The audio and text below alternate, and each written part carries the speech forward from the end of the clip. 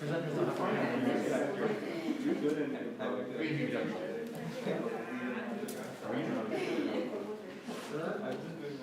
They gave it to us and was like, might as well. Do you want me to take it away? No, it's fine. I think it was for cosmos. Yeah. I know, it's still until we can. Just as a change of Cigarette. Oh, to see you. Even if the size of my phone is like a coin, I was like, all right, it lands there. Yeah. I like, yeah. I was like, well, good luck at ways inside. You never should flip a coin thing or Google. You should You just just do ask it. them. It's just Google. Yeah, like you can just go into Google and say flip a coin and it'll show you heads or tails. Oh. This is more like, Yeah, I love the I love like the vocal like chorus. No. TV's not on.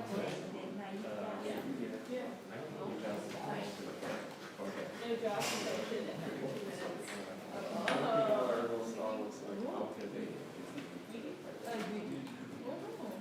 Sarah, I cannot goose test gave me, so it's, I definitely, yeah, whatever.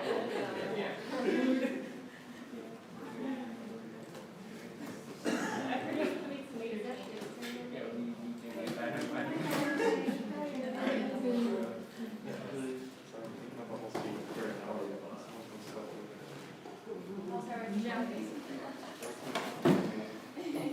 It's good? It's going. It's going. Okay.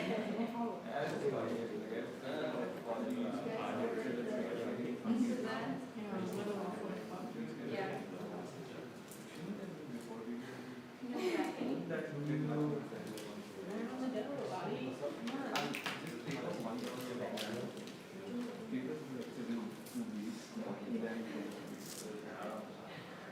It's like a mini course. Yeah. But we do have a break after the round here. Yeah, because, Yeah, I know what you're talking about. yeah.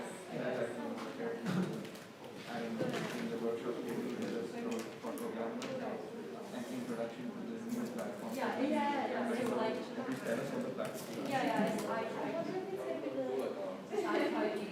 yeah, it's Device and another device Okay, thank you. coming back, yeah. That's fine.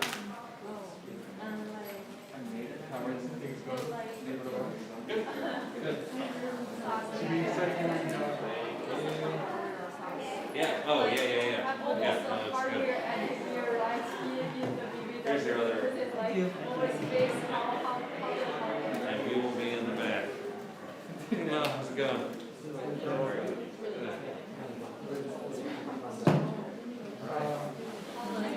Here, go, we'll be bringing back to the room. So, Dave, go. Yeah, he said he's gonna. Thank you.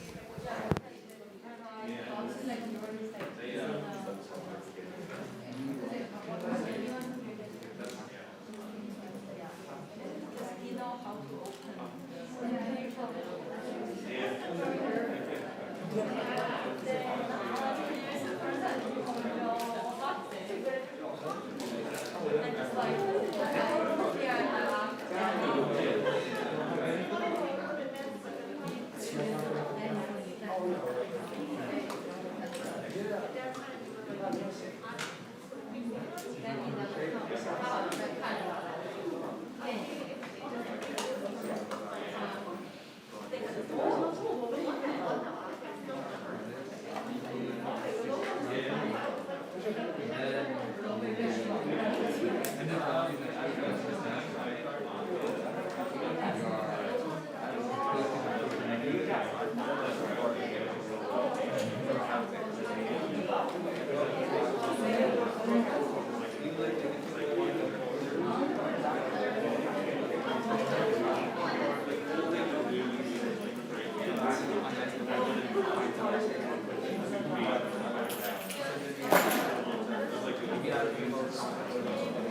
really? Was it?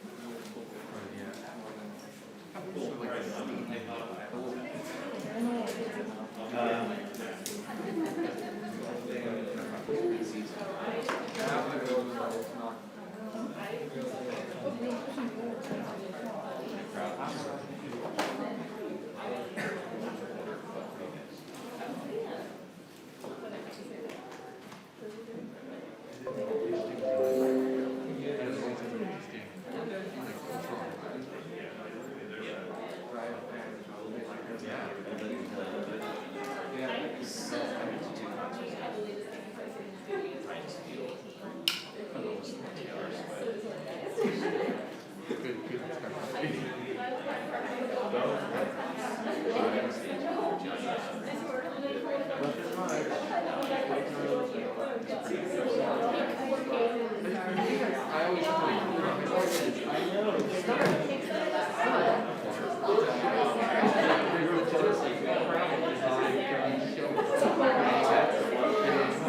so it's not just like, oh yeah, it feels like it's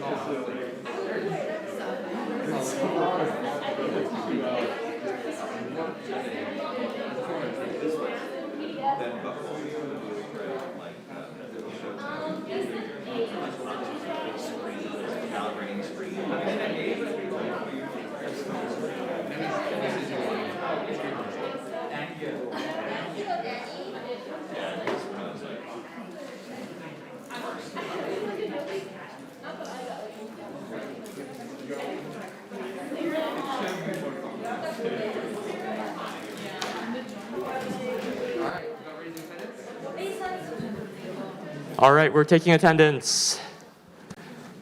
Team 20. Team 20 here? Okay, thank you. Team 22. Everyone here? Okay. Team 23. Okay. So Rohit and Shower here.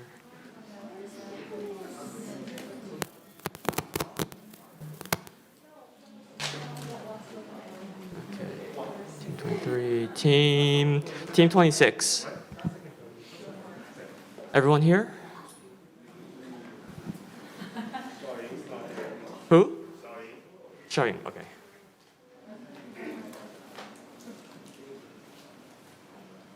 Okay. Team 27. All right. What was that? Ferris? Okay. Team 27. Ferris. All right. Team 28. All right. Who is missing? What was that? Sorry, Q. Yeah. He's running late.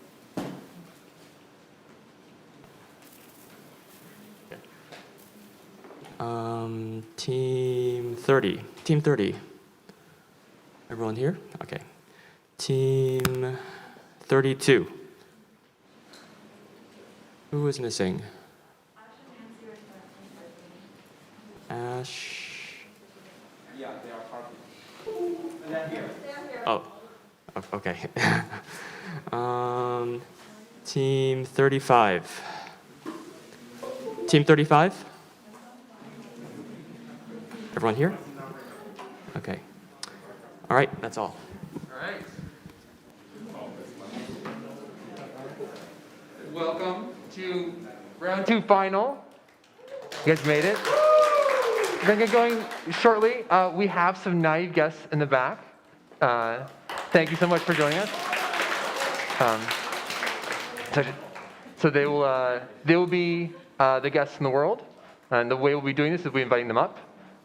They've all had a chance to sort of play with some of the hardware. So they got a little bit of that introduction, but they obviously don't know anything about your worlds. We're going to keep it that way until it's time to run them. But we'll bring them up. We'll welcome into the worlds. We'll let you all sit back and wish them luck. And then we'll watch the worlds. And then we will check out the predictions. We'll talk about Feeling of Freedom.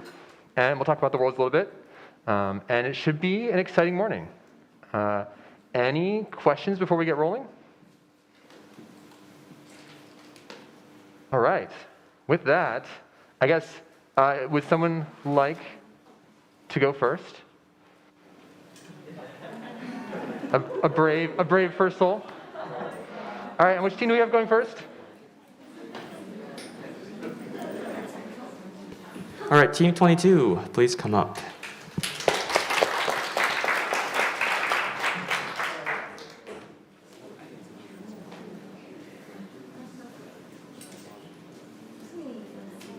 Okay. All right, and really quickly, your name? Dan? Dan. Welcome, Dan. Thank you for being brave and being first. All right. All right, I believe we'll be doing Quest World.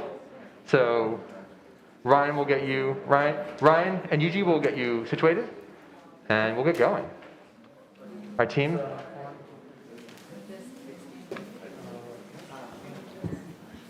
Hi, we are Team 22.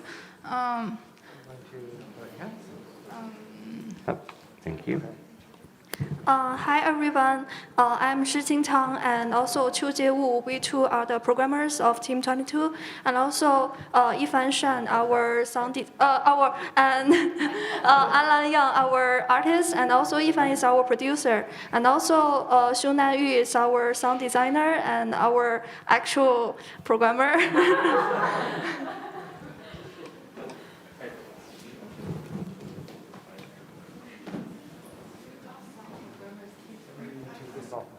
Sorry, can we restart What's it? We need an intro. This will be unfortunately tethered, so. Okay.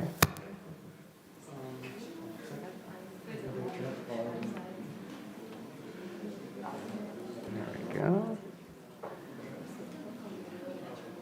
Give me 1 second. Yeah.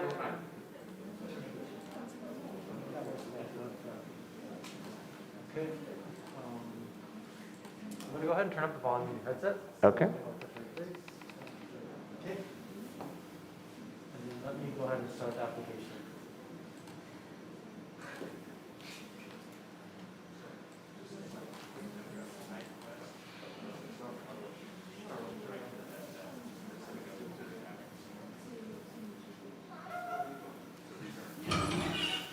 Rocky, I'm leaving home.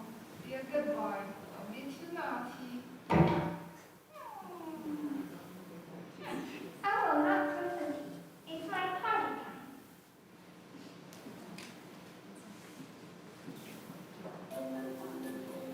time. Okay. Now, am I allowed to ask how I turn here? You can ask, but we're not going to tell you. You're not, okay. All right. I got the forward and backward. Press something. Oh, there's some pause here. Okay.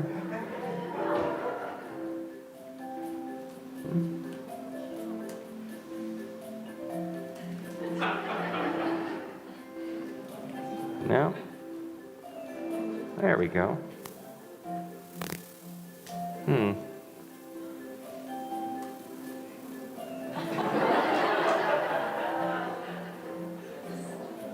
All right. Uh-oh.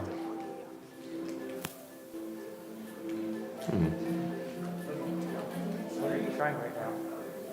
What's that? What are you trying right now? Well, I'm trying to see if I can interact with anything. Can I scratch these slippers? Can I move the ball? Oh, there we go. Okay.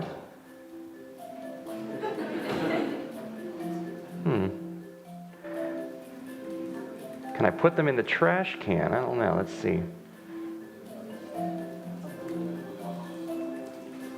Well, I'm not quite sure what I did there.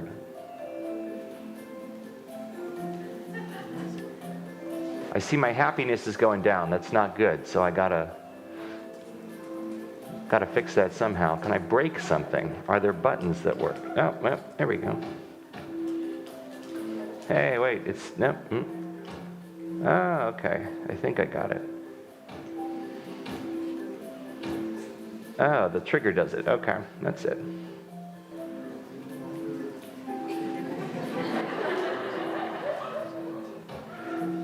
Okay, so the trigger is what will, there we go. Well, that happened. Okay. That in my house there?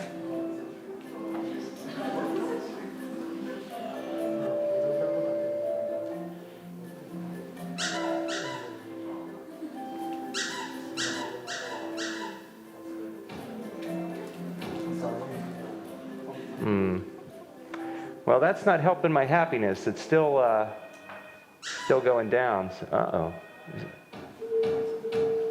Hello, Rocky. Are you there? I will be home in 2 minutes. Can I empty the trash can? Don't let me find out you've done something else. If you messed up the house, clean it up. Otherwise, I will be angry. Oh, I have to clean the house. Oh, okay. Well, now we have some clarity at least.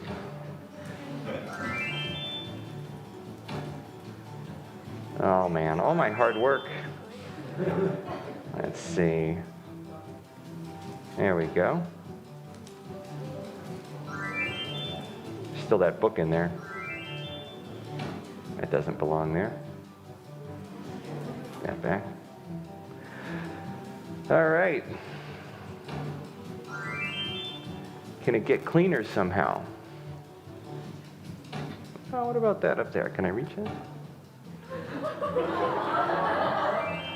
That's a full can. I don't know. There's some milk. Thank you. There we go. What are we doing up here? Let's see.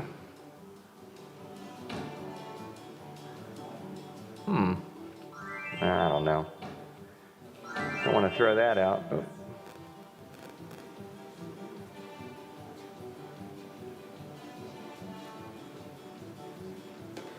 I'm not sure how much cleaner I can make this. There's a cactus. I like that.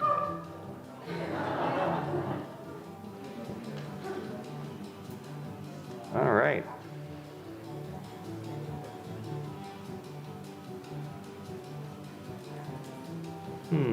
Oh, there we go. I knew I was missing one. Oh. Oh. Look at what you've done. In fact, no matter what you did, I will always love you.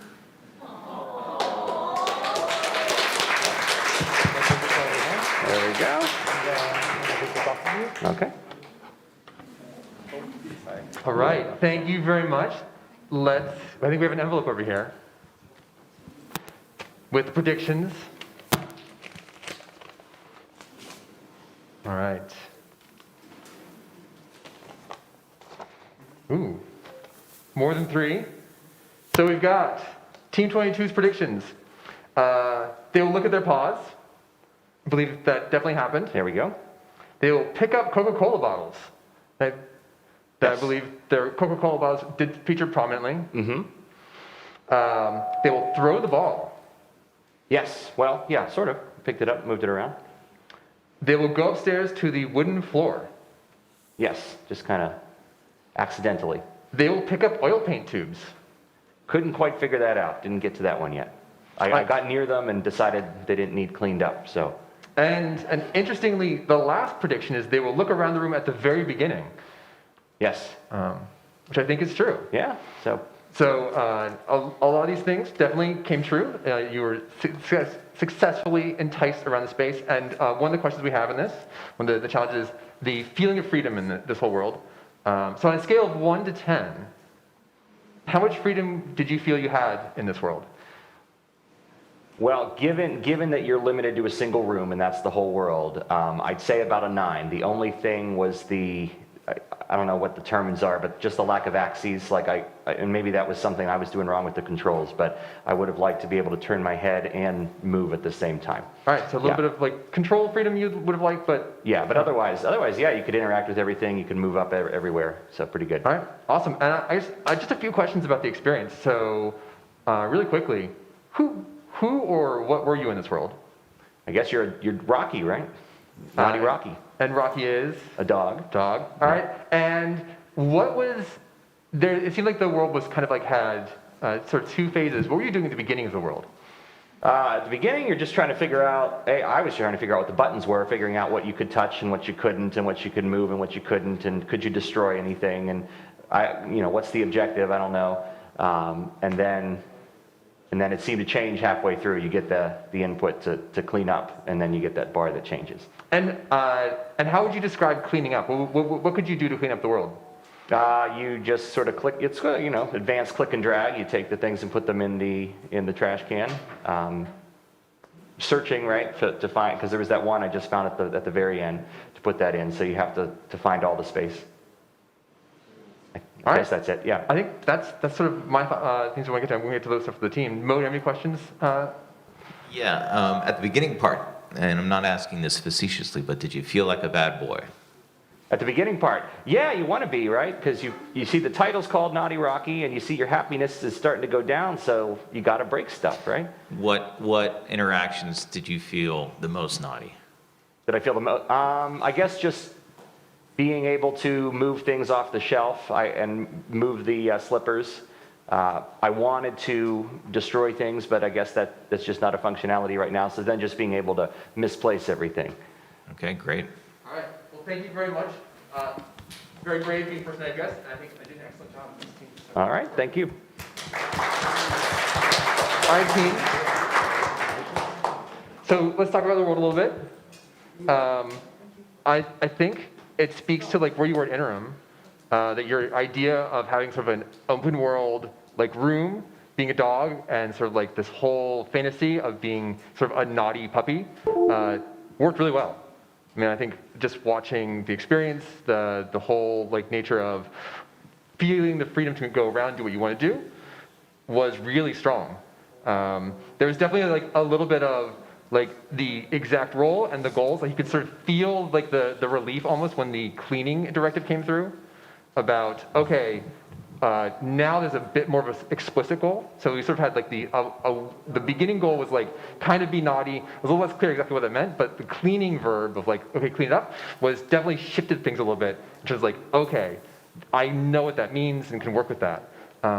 But I think especially like looking at your predictions, the objects you put into place and like the simplicity of those interactions served you really, really well. Like the idea of just picking things up and moving them around.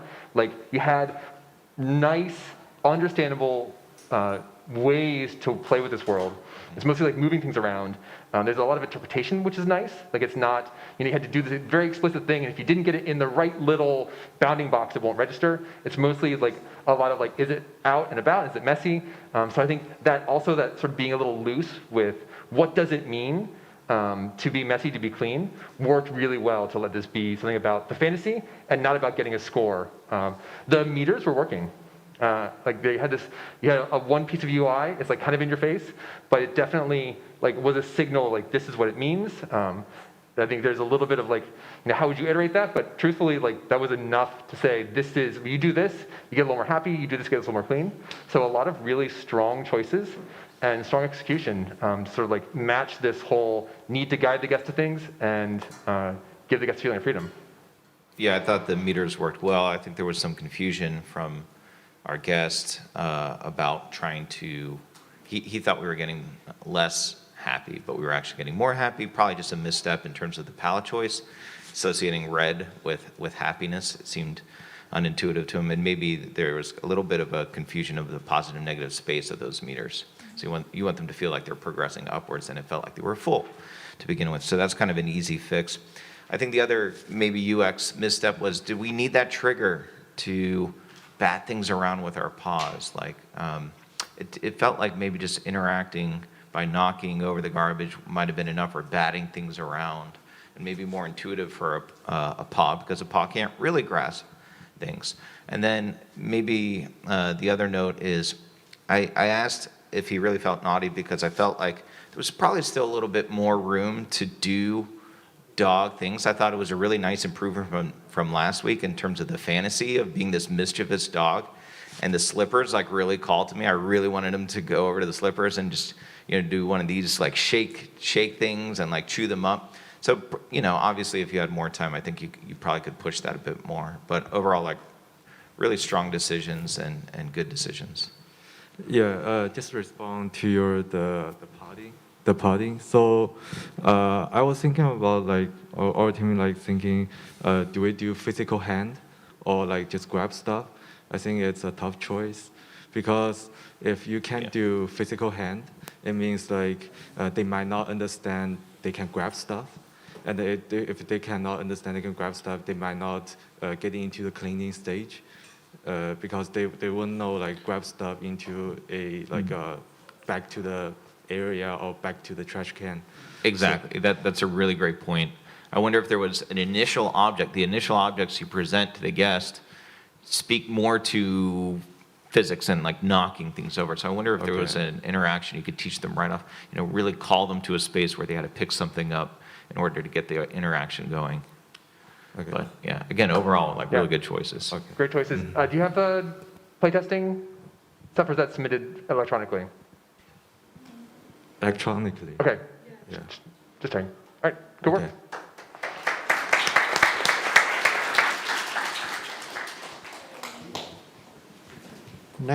Next up is Team 28. And a second guess. Team 28.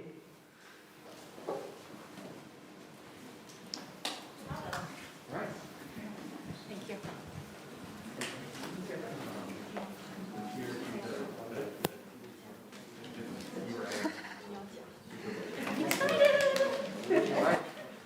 Welcome. Kate. Welcome, Kate. Oh, okay.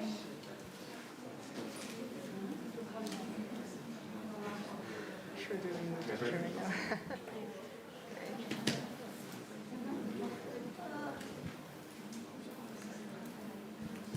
Hi people, we're Team 28. I'm Sandra, I'm one of the artists, and here is Shivan, our sound designer, and also here is our another artist, he's Tishan, and Tammy and Rick is our main programmers, and also Rick is our producers.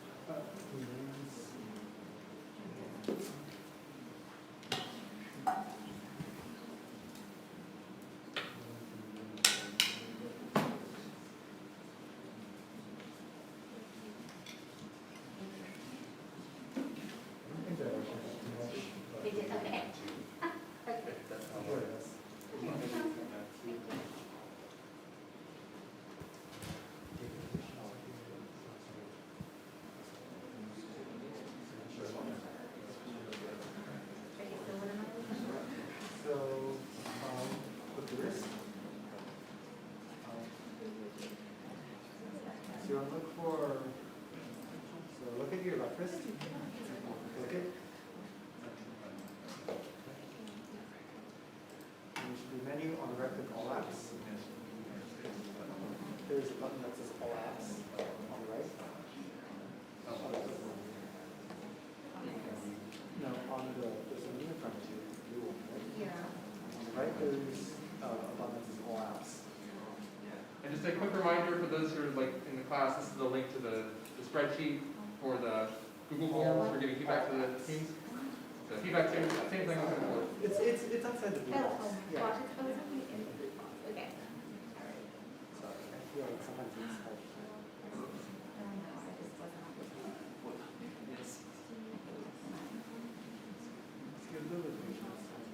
Always takes a couple tries.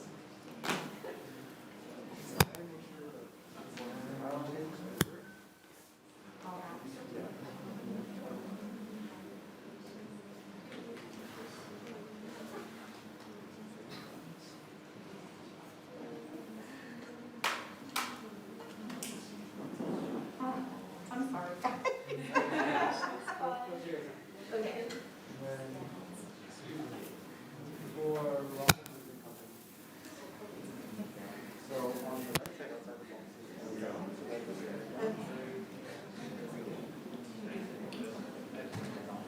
Yeah?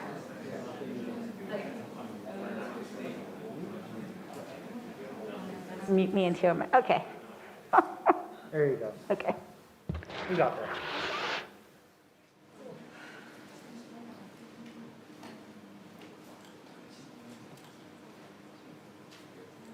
Yes. Go ahead and click yes. And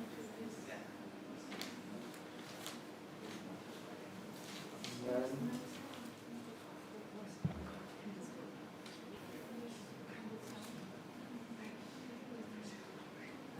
We're supposed to have music.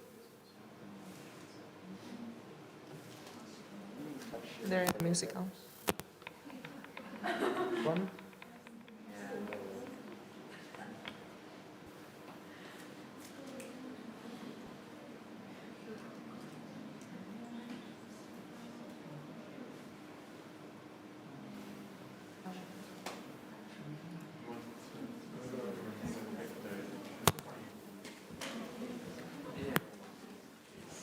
That's okay. No, that's okay.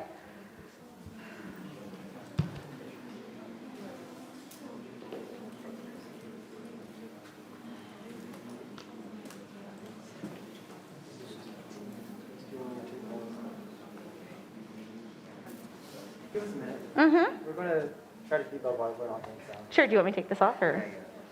Mm-hmm. There you go. Mm-hmm. We're being patient. Yeah, no problem. Uh-huh.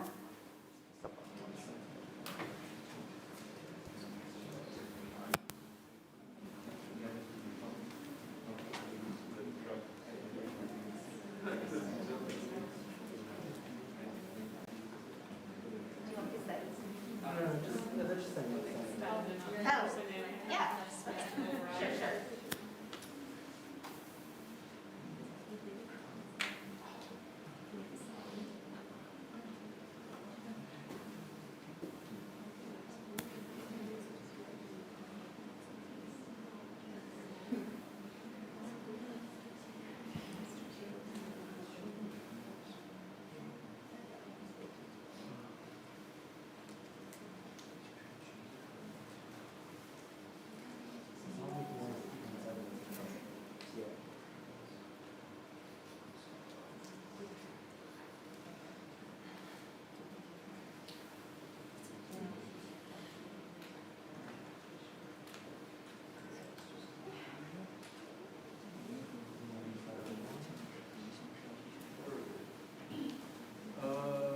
This headset is making noise. Should we do a quest world?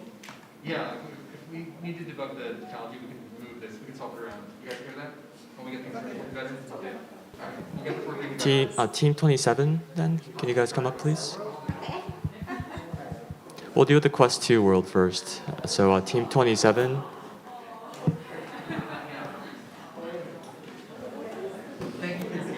my gosh, it's okay.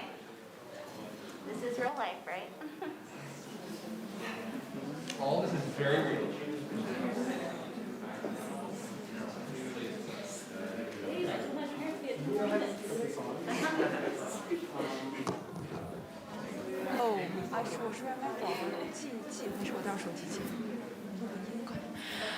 Hey guys, we are Team 27, and this is Jill, our sound designer, and Glendon and Danny is our artist. Faris and me are programmer, and I'm as well as the producer.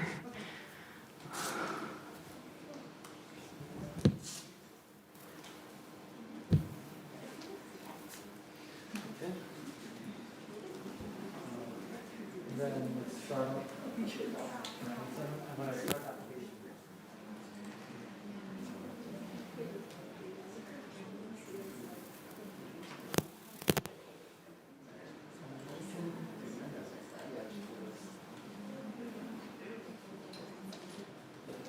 You're behind it.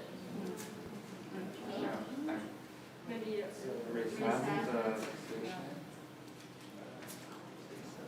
What's that? We're gonna restart. You can reset the position by pressing.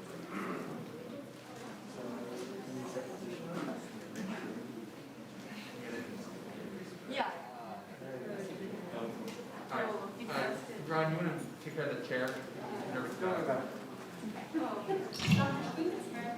If any else of the outcome discussion in the downstairs lobby, please come together. I'll be there soon. I'm sorry. Okay. No, I have to stay. Okay, sorry. Yeah, I mean, if you want. Am I starting now? Yeah. Okay. So if you want to, let me unmute you and then you just think about what you're trying to do. So what are you trying to record right now? Potions? Move her up. Undo a couple. Reset you. I think now you can go up. You take a step back, I think it'll be like. Yeah, there you go. Okay.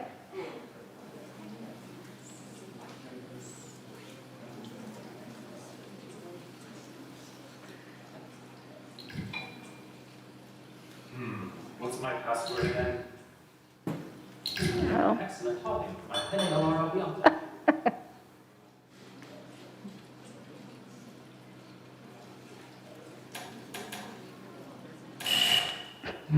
Forgot my password.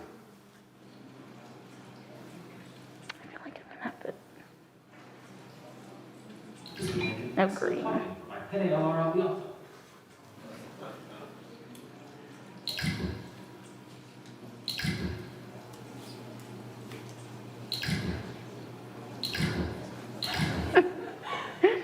I feel like I'm supposed to put, okay, let's try that again.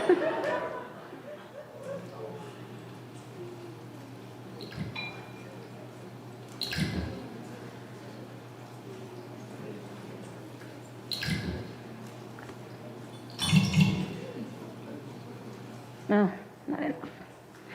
I had to remember my primary color and then my mixing, how do I mix? Okay.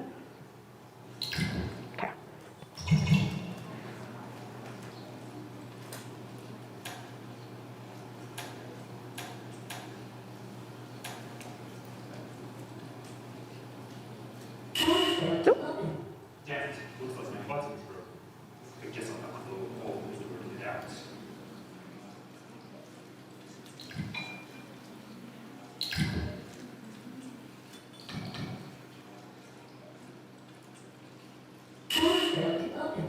Damn it, looks like my button's broken.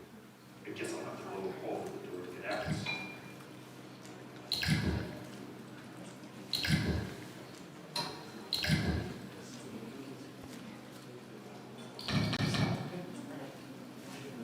No fire.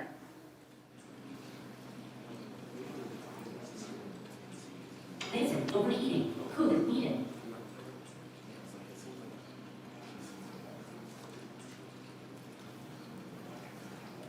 Coolant needed. Coolant needed. My button's broken. I guess I'll have to go home and work it out. Wait.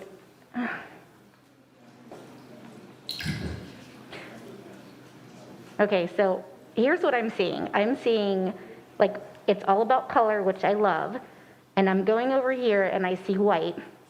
So I'm thinking I'm supposed to get white and pour it in here. Cooling the laser down. Yes, I know that. But I don't know how to cool it down. Oh my gosh. Okay, so now look at that. Okay, so I'm gonna get blue. Did I hear a snap? Like that's a good one? Okay. I don't know. I'm gonna put it in here. That's not pulling the laser. Oh, okay.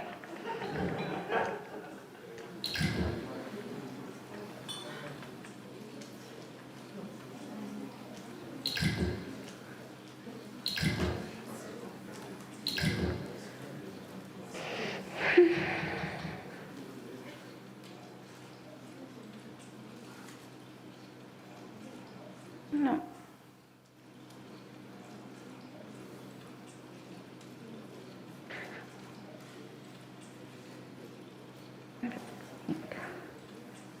Overheating. Where's the laser? Is the laser over there? Like I have to walk over there? I don't know.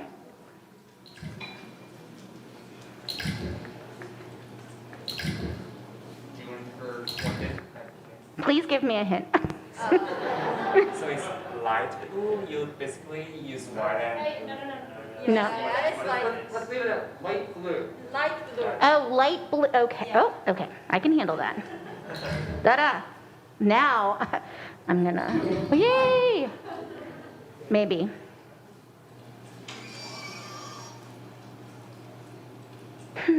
Or do I have to spill it? Oh, I have to keep going until it's maybe,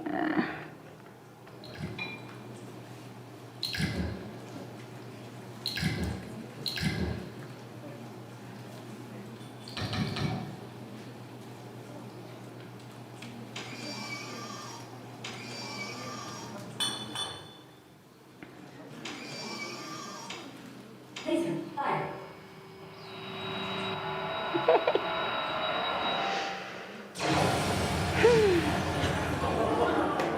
yay.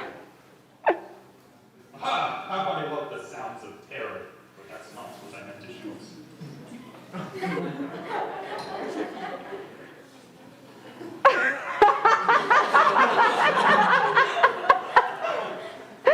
That was fun. I don't know. I just think I'm gonna start like randomly shooting stuff and then we'll see what happens. Oh wait, oh I lost my beaker. I have to get another one maybe. Okay, let's see.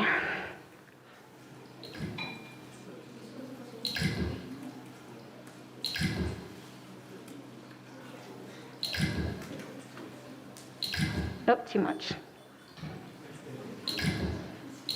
Okay.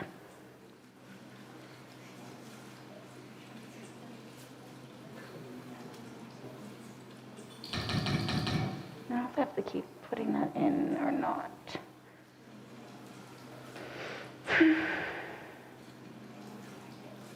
Is she supposed to shoot something in particular? Yeah. All right, there's something specific you're supposed to shoot. Okay, was that told to me? I don't, What is she trying to maybe I just wasn't, Well, I guess, what is she trying to do thematically? All right, you're trying to escape this room. oh, like the exit? Okay.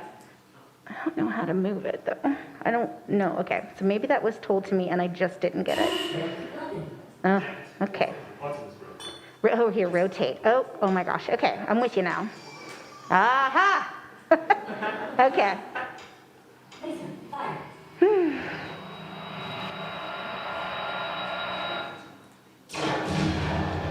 Yay! Okay, let's hit it again. Oh, yay! Yay!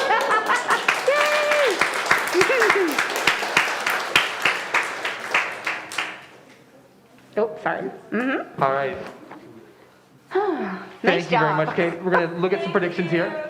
Yep. No, I was just getting my clip. Yeah. Okay, I'm ready. Yes. Or whenever. All right. Sorry. So we got some predictions here. Yeah.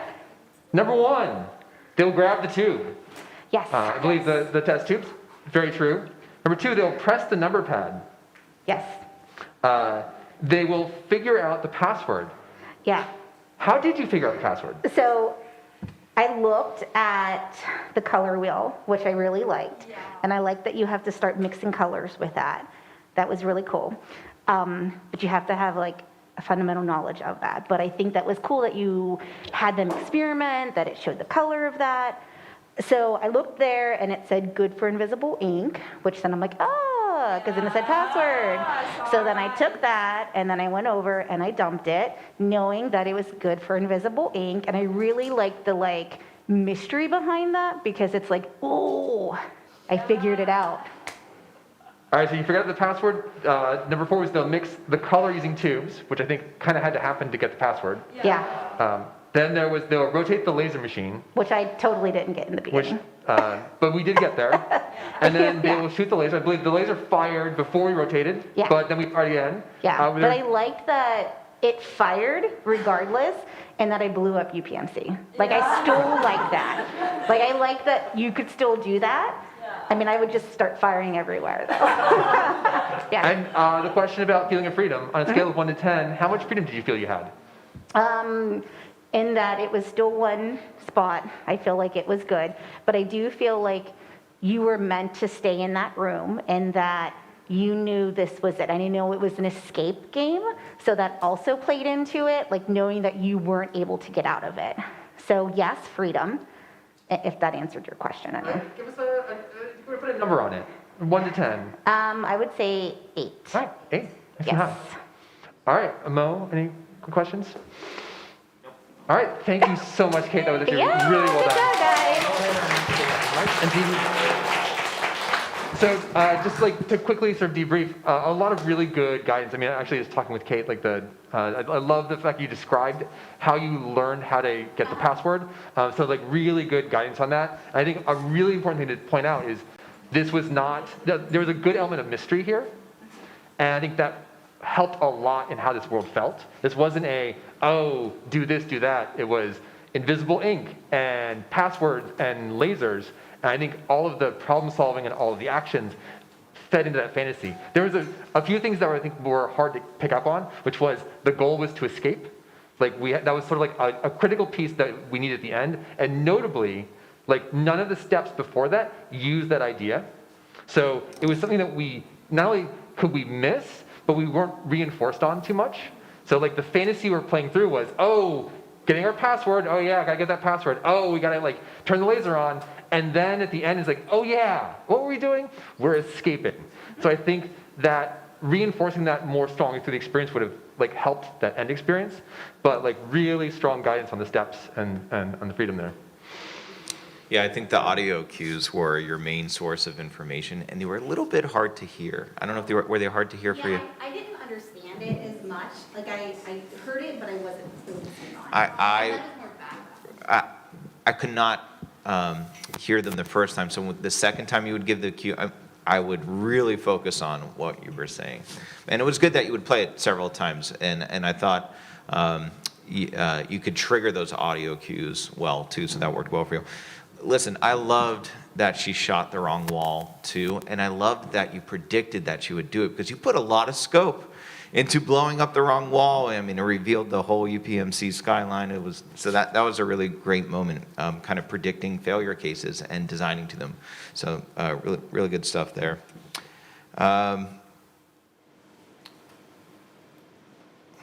I thought in general the mixing interactions worked well in really creative ways. Didn't feel too repetitious, at least to my eyes. I don't know if it felt repetitious to you. Like, No, it didn't feel repetitious only because I didn't notice it. It was literally trial and error, and that's what I feel like I needed. I mean, I started to get it after a while. I started to get it after a while, but I did need that trial and error. So I understand as like viewing, it's like, oh my gosh, I'm doing it again and again. But in my mind, when I was playing it, it wasn't like I was doing it again and again and again. Right. So because it was interactive, which made a difference. And I think there were really creative choices. First, it's an invisible ink mixture, then a power up the laser, then a coolant. So like, I thought story-wise, you kept it interesting, even though it was the same thing over and over again. Yeah. So I think just really strong constraints on like clarity of that you really should stay here, but a lot of open freedom. I think you really nailed the problem-solving freedom. Like you're in this mindset, you're doing this thing, and a lot of the interaction really does happen in your mind. Like, oh, what am I trying to do? There's a few places where we need hints. I think that's just But those were very narrow hints, I think, that once we got that in, it was like, oh yeah, things clicked. So a lot of really strong points. So good work, team. Yeah, I had a couple of aha moments. It was nice. Good job, guys. Nice Thank job. you.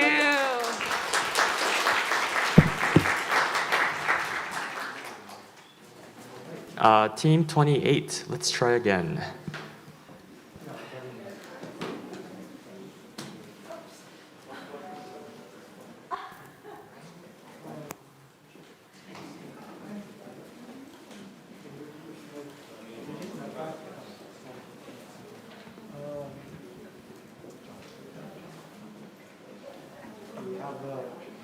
We have a brave soul willing to try this AR world. All right, come on up. Thank you. Welcome. Susan, welcome, Susan. Thank you for being brave. Okay. Ryan will help you.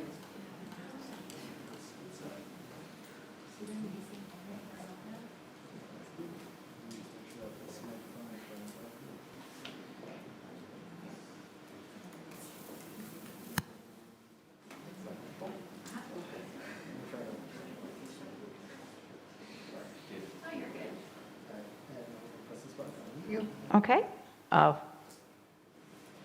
I don't like listening to myself. Okay. Make sure you have some space to move around.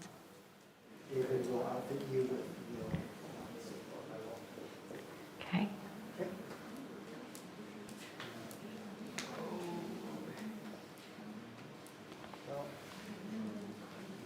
Okay. Okay. Is that comfortable? Yeah.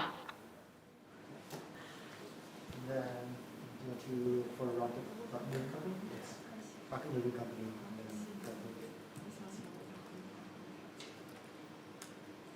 try moving a little bit slower. If it isn't working. Got it. Oh, yeah. Okay.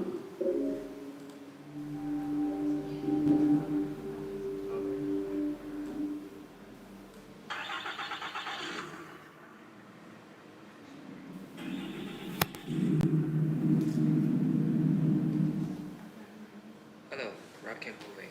How can I help you today? Hi, I would like to ask you to help me move my stuff on Wednesday at 10 Tech Drive. Okay, is there anything that we should pay attention to?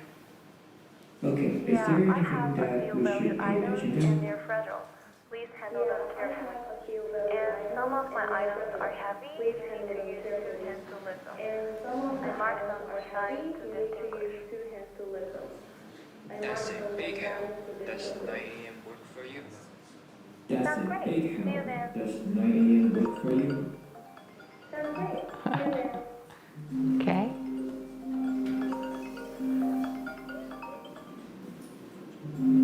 Hey, it's already 11 a.m. and I have to clean my house before it's cold. Where are you? It's unacceptable.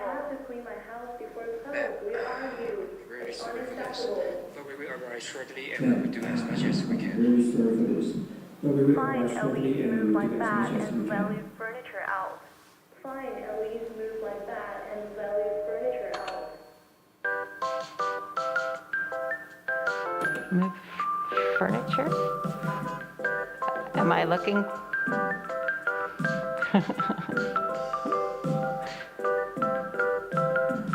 Okay.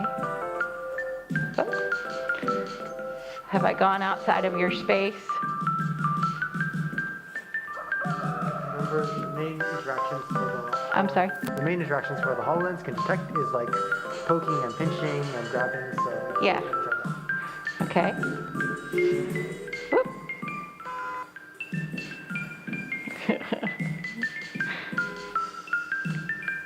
Okay.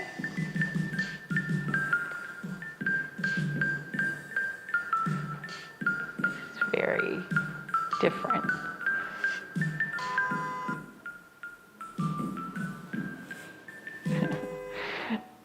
Okay. Am I trying to get out of the room? Or touch the room? lift the room. Woo. Okay.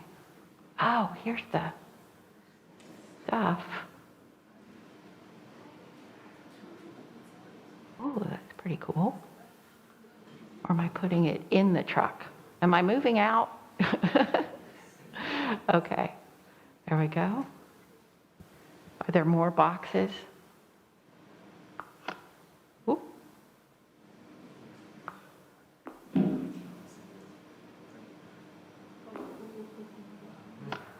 Ooh.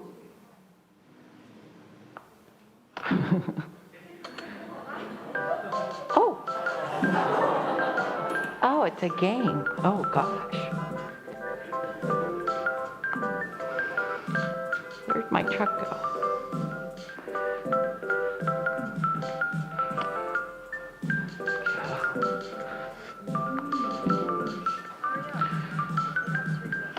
Ah! 3 minutes. Okay.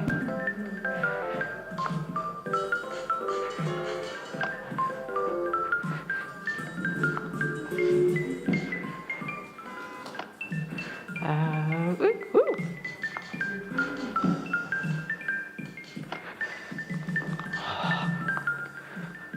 At least they're light.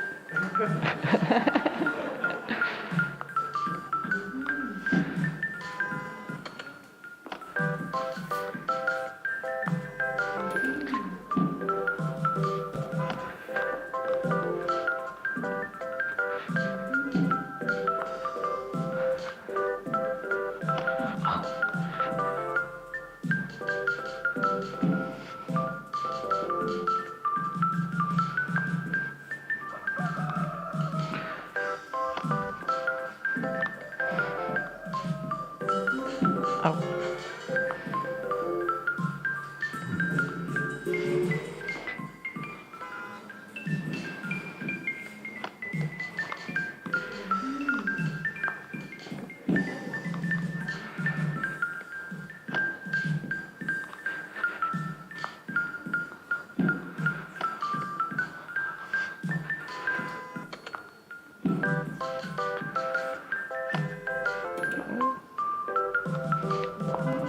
I dropped a box. Whoop.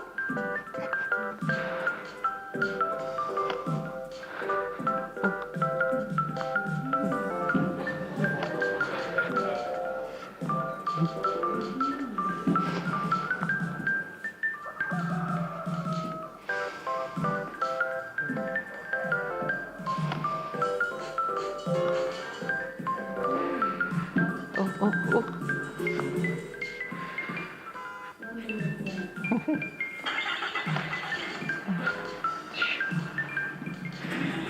Oh, wait. Gotta have a workout room.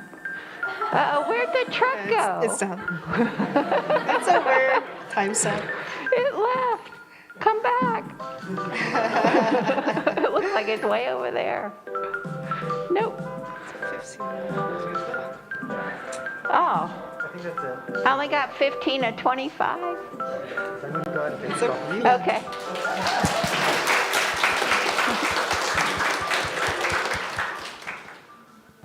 At least the weights were light.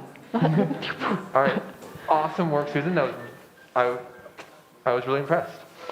We're gonna look through these predictions.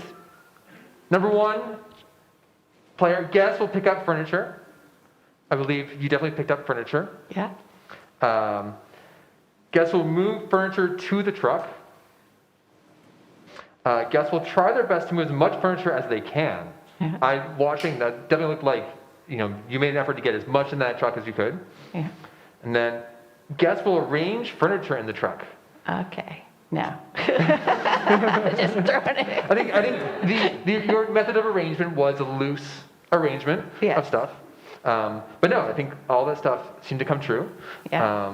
And we're getting to the question of freedom. So on a scale of 1 to 10, how much freedom did you feel you had in this world?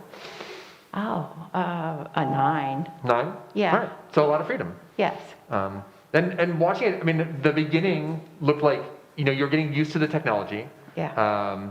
And can you sort of describe how you move things around this world? Like how you actually did what you were supposed to do?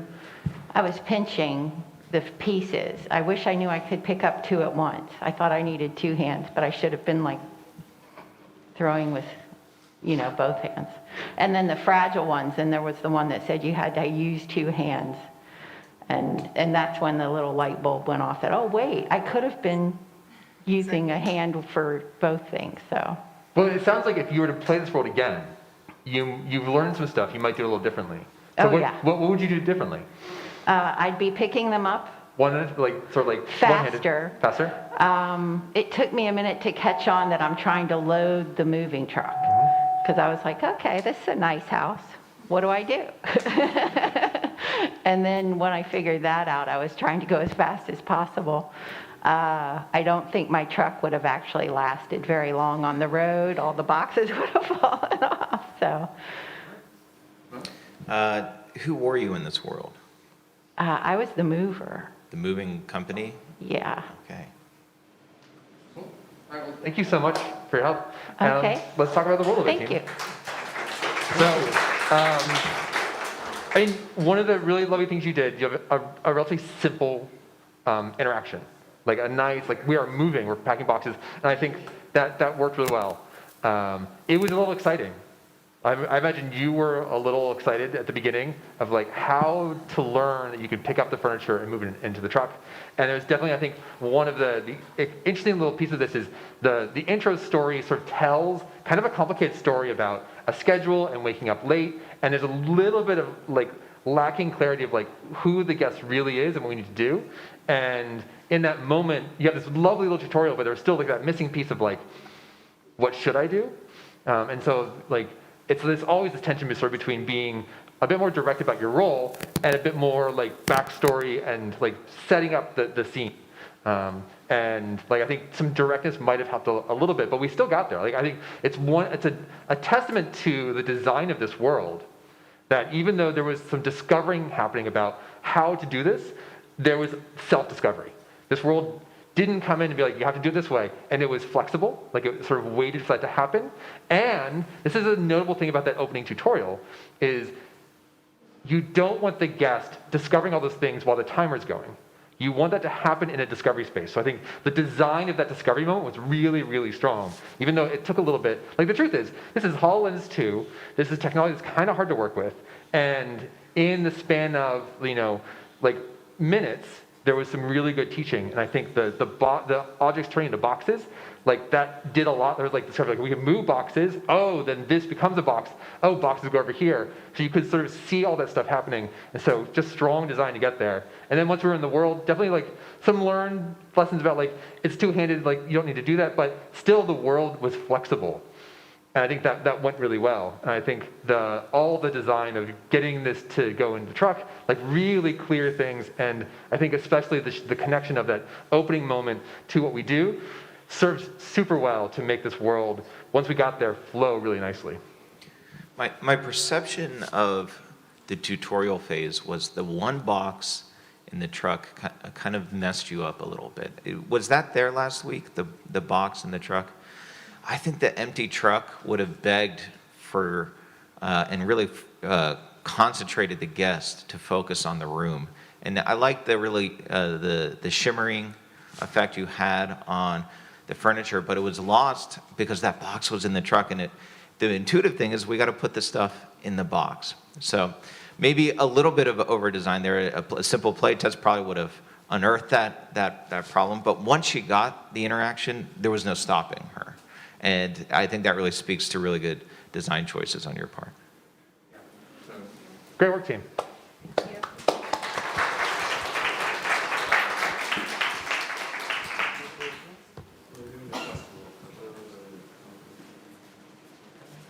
All right. The next world is, drum roll please, Team 23. This is a quest world. No. Yeah. Yeah. So if any of our naive guests would like to try a VR world, we are running VR.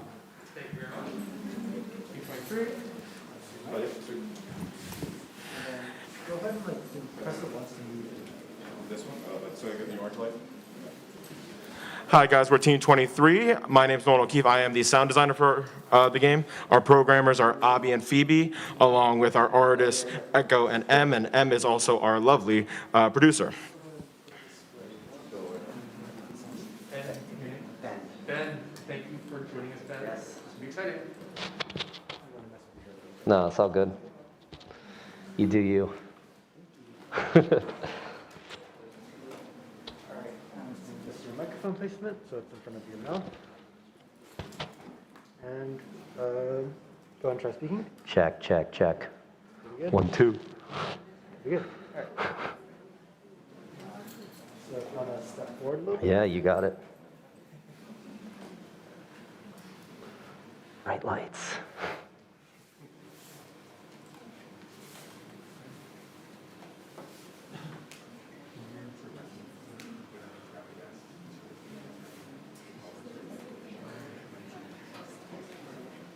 Go ahead and put this on. And then once you're ready, he will start the roll.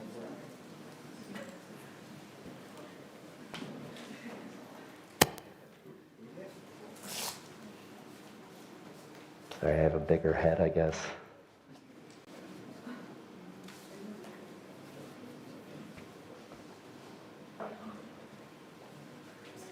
Okay.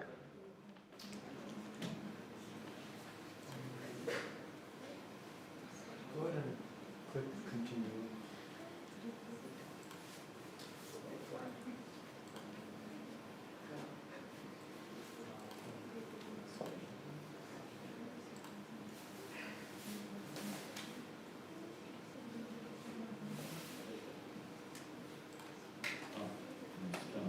You are a God who lives in a world upon clouds. One star evening, a beautiful celestial woman appears from a distant cloud. You must meet her. Alas, the distance between the clouds is too far for you to traverse. How will you cross the sky and meet her?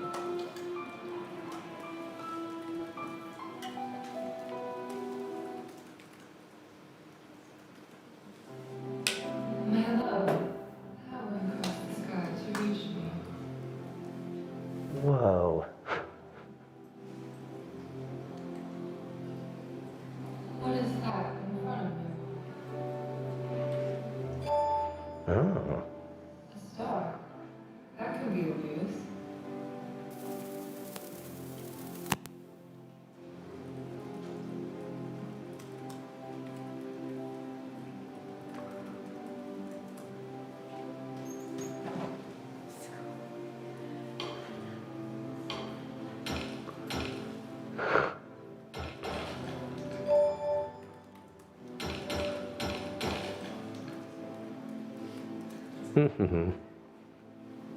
No?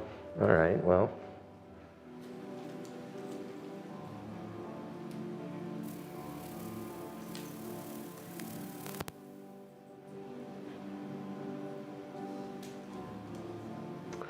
Gotta turn around here. Oh, can I just do that? All right. Now I might need that pickaxe, huh? Go back here.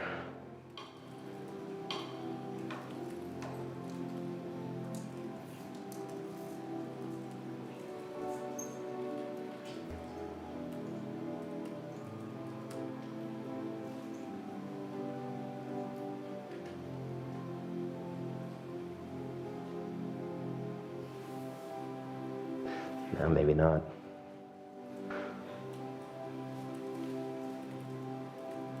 That's what I need.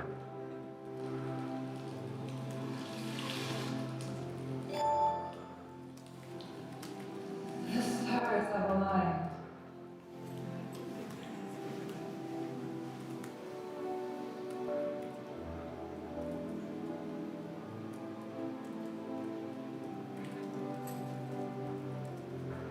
What's up, baby?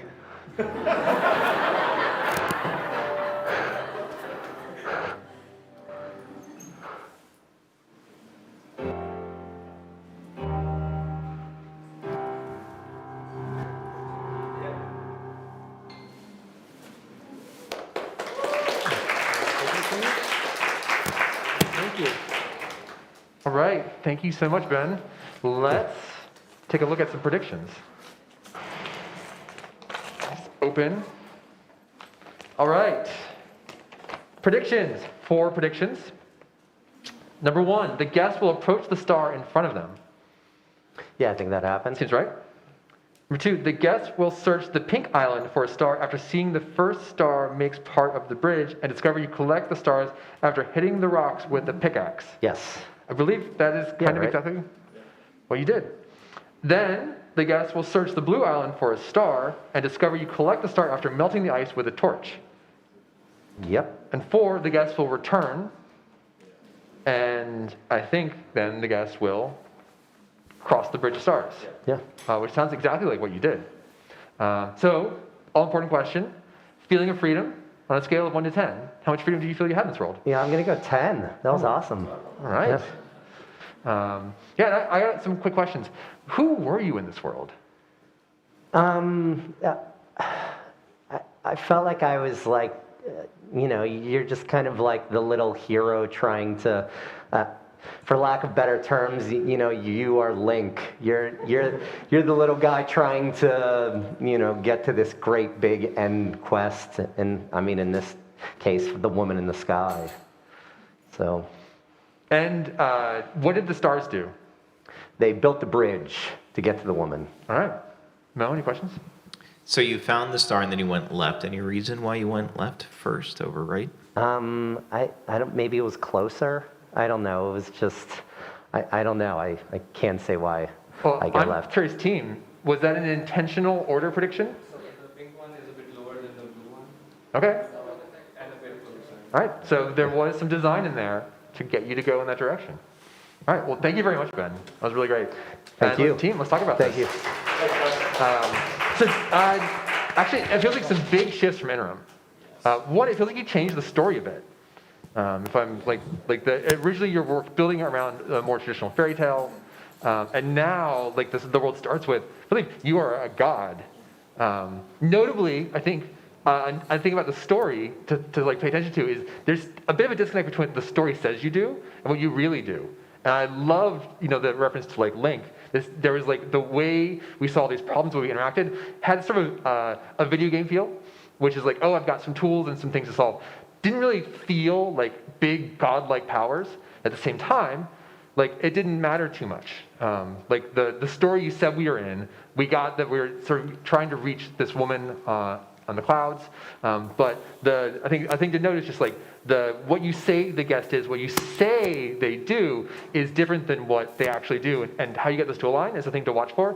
But still, really strong getting the guest to navigate this. I loved your use of indirect control through interface.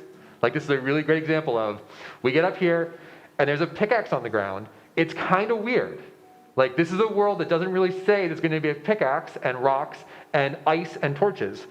But it totally works. What that says is it's a thing that you can use to do something, and what do you do with a pickaxe?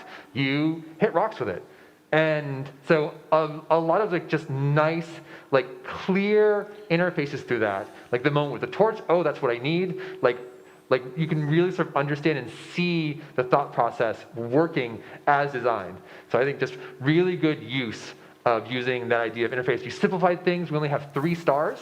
So you thought through, you made the stars moments as opposed to sort of just these things you collect. I think that really shifted the feel of the world to be something that felt like had more meaning as opposed to it was sort of just getting points in a video game. And I also liked the little voiceover moment of the stars have aligned. There's this question of what is success? It's unclear at the beginning how many we need and what that means, but the world sort of kind of knows that. And when you're done, it sort of says, hey, we're ready, and all those little things. So just I think good choices to clarify this and simplify this in a way that really helped make the experience for the guest much stronger. I think you gave your guest hammers and presented them with nails, so it was very unlikely for this to fail. It was very obvious what to do.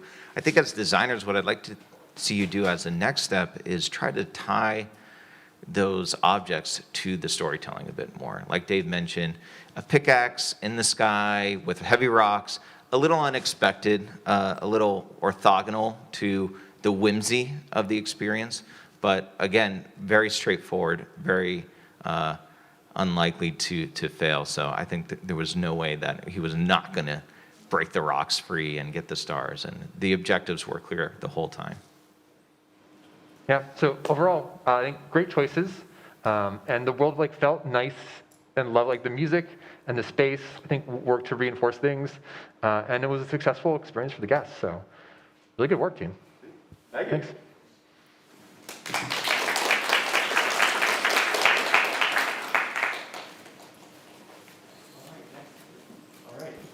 Hello? Oh, there we go. All right, next up is Team 32. Please come on up.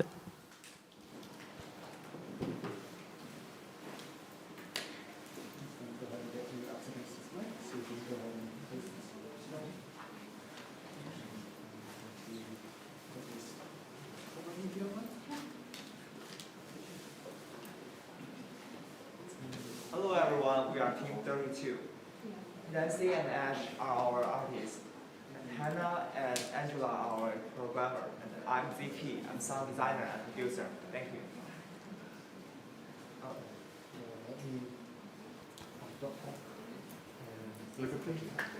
Rachel. Rachel? All right, you ready?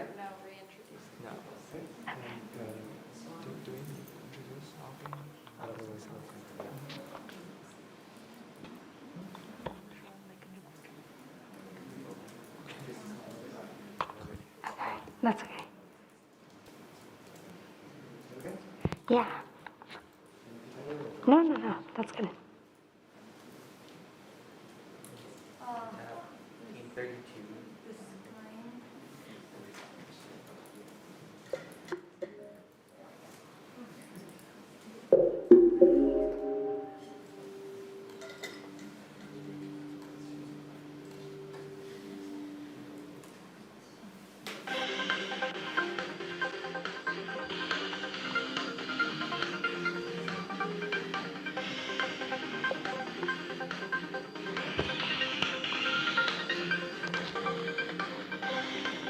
I can't see that well. Okay. Maybe take a step back or something?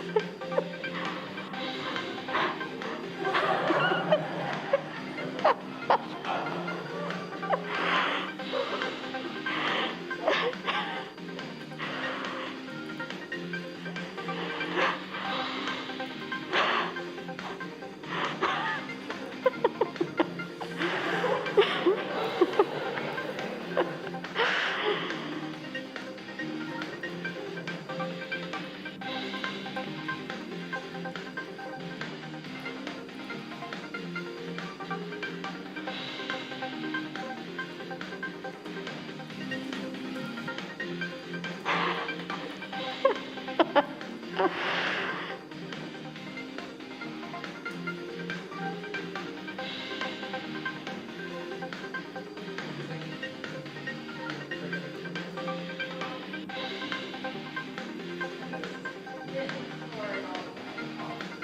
the drink, so you have to pour the alcohol first, and then the drink.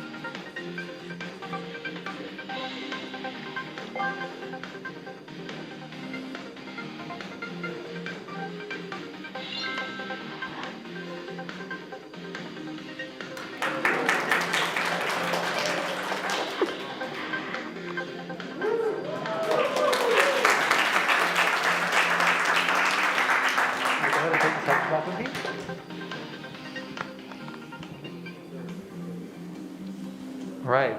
That was really well done. I'm very impressed. A little bit of a hint, but still, some really impressive drink making. Wow. All What right. can I say? We got 5 predictions here. Number 1, the guest will see the customer's order, which I think you did see the customer's order. Yes. Definitely there's some exploration at the beginning, but the order became the thing to work with. Yes. Guests will attempt to mix a drink by pouring elements into the mixer. Totally, like the beginning, it looked like you grabbed the vodka and pour that in. The guests will notice the indicator arrows and place the cap on the mixer and shake to mix the drink. We got there, but I think there was some like confusion about like how to use the mixer, and once some other things happened, that we got there. The guests will notice the auditory and visual cues that occur when mixing is finished. Yes. So actually, how did you know you were done mixing? I think I heard a sound. I think it was an indicator that way, yeah. Okay. And then the last one, the guests will pour and serve the drink to the customer, which totally happened. Yeah. Yeah, it was fun. So really quickly, how would you describe your role in this world? I guess I was the bartender. Yes. It took me a minute to figure that out though, because at first I thought I was the customer and I was looking for a door to enter. But then I quickly realized once I knew my task, what my role was. And I guess being the bartender, could you describe how you made a drink in this world? How what? I'm sorry. How you made a drink in this world? How did you mix a drink? Oh, you take the vodka or whatever it is first, and then you add the flavor, and you pour it into the mixer, and then you add the flavoring into the mixer, and then you put the lid onto the mixer and then shake it, and then take the lid off, pour it into the glass, and then give the glass to the customer, or place the glass down, I guess, in front of the customer. Yeah, you said it was fun. What did you enjoy about this world? What most, or? I enjoyed, like, it seemed, once I got it once, then it was really attainable, you know, like I experienced that success, and then I kind of knew I could be successful, and then when they said, do you have anything for kids? I was like, well, I thought it'd be really obvious, but I was also like, I don't know, is this the right one? But I liked that because it left like an element of, you know, wonder, like, am I doing this right or am I not? It wasn't so obvious. And the question about freedom, on a scale of 1 to 10, how much freedom did you feel you had? I think a 9. Yeah. All right, and I guess one actually other thing I was curious about, what was the most frustrating thing about this world? I would have been done without that hint. So I had no idea that like the sequence of what I added when would make a difference in the world. Because I figured as long as it was there, I thought that was all that mattered. So I don't know if I would have thought to put it in the trash and start again, because I didn't think that I had done that incorrectly. If I may, you actually, I think for whatever reason, you just didn't get quite over the thing. So that was that. It didn't register that you had been pouring it. Okay. That was why. So I made a mess. Yeah, it's like, it's got to be over the bottle, and that's why where the green thing was. It wasn't about the sequence of it Okay. so much as it just didn't catch it. That's interesting. Thank Anyway, you. It was really great to see, like, once you knew how to do it, like, it looked like you were able to do it really well, and that was really cool to see sort of like that whole process go. So thank you so much for your help. Thank you. And team. Thank you so much.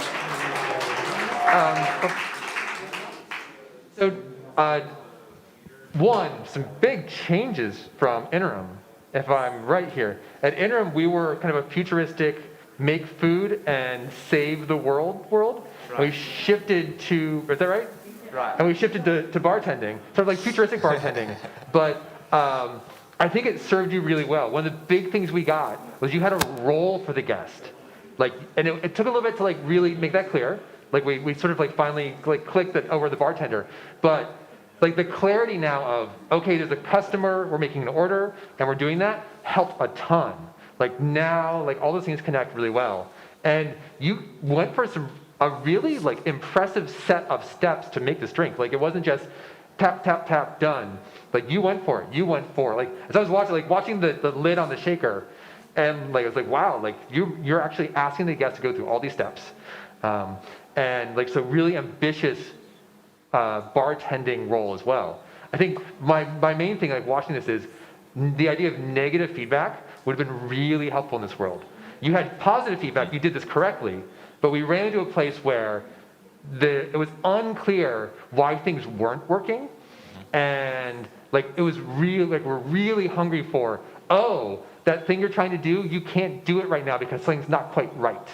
And so you have a world that's very stateful in the sense that you do this, and then you do this, and it's ready. And you had some lovely things like when you get it right, the next thing pops up, and it's really clear what you do next. So you did a great job of leading success.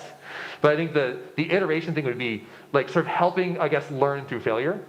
And so you try this, and it doesn't work. And in that moment, like this is where a lot of work shows up. This is like where scope is a challenge. But in that moment, you know the guest tried something, and if you can get it right, you can guide them to the right answer. And that's sort of like the next level of interface is you give them that kind of feedback that says, that thing, we're not ready yet. And you had some nice little touches, like the shaker had this kind of futuristic interface on it, which is like, you know, the ingredients right, and then the shaker bar. I was watching it took me a while to like figure that out. So I really like the thought you put into this. And iteration, there'd be like, how do you make that more intuitive so the guests can look at things and get it? And a good example is those arrows for shaking the shaker, like totally work, right? It's like, oh, pick it up and shake it. Whereas like the little white squares for ingredients, I don't think anyone would look at that and be like, oh, I know what to do. So you have some differences in the interface of like, you need to learn it versus you just know what to do. And I think that's where the role really helps, like shaking, putting a lid on things, pouring, things the guest just knows how to do. But why can't I put the lid on? Or why isn't it working? Those are things that need to be taught. But once we learn them, it went really well. Yeah, just a couple little UX UI things. I think the one that got you was visibility of system status. There was liquid in the container, and we didn't know it was there, right? So making that evident is something maybe to fix. Also, a little precarious design choice to have. You kind of had the booze over here, and then the flavoring, and then the shaker, and then some flavoring over here. So just organizing your elements in order and grouping them in hierarchies so that I do this, then I do this, then I do this, then I'm over here and I'm delivering the drink. Might have helped the guests understand what's going on. And last, I didn't think you need the labels. I thought that was probably not trusting yourself enough or not trusting the guest enough to figure out, the order of operations there. So, invest in the UI. Don't be too heavy-handed with it, though. Okay, nice work. Oh, and one more thing. I really loved the moment with the child customer. And it was a great way, you had 3 customers, sort of classic staging of moments. It was a great way to add a moment which causes us to pause and rethink. And I think that's just a really good thing to have in terms of interest curve. Is now we've been doing this thing, we set a pattern, and you break the pattern just a little bit, and then we have to sort of rethink and use the skills we learned to solve a slightly different problem. It's a really great way to get a moment that fits our role, but also feels different. So, really good work. Thanks, team. Thank you so much.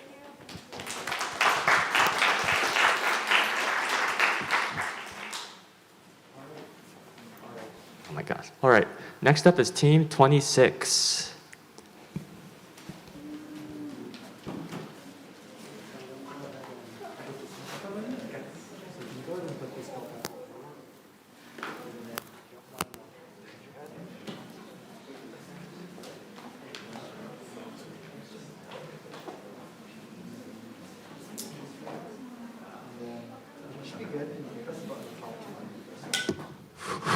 So we're Team 26, and my name is Charles, the programmer and producer of our team, and Xiaoying and Yongzi, our very good artist and sound designer, Ray, and another programmer, Shan. Thank you so much for joining us. Yeah, good luck. Have some fun.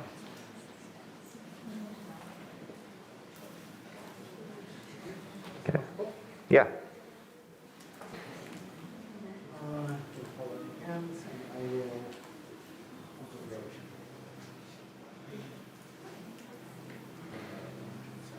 Okay.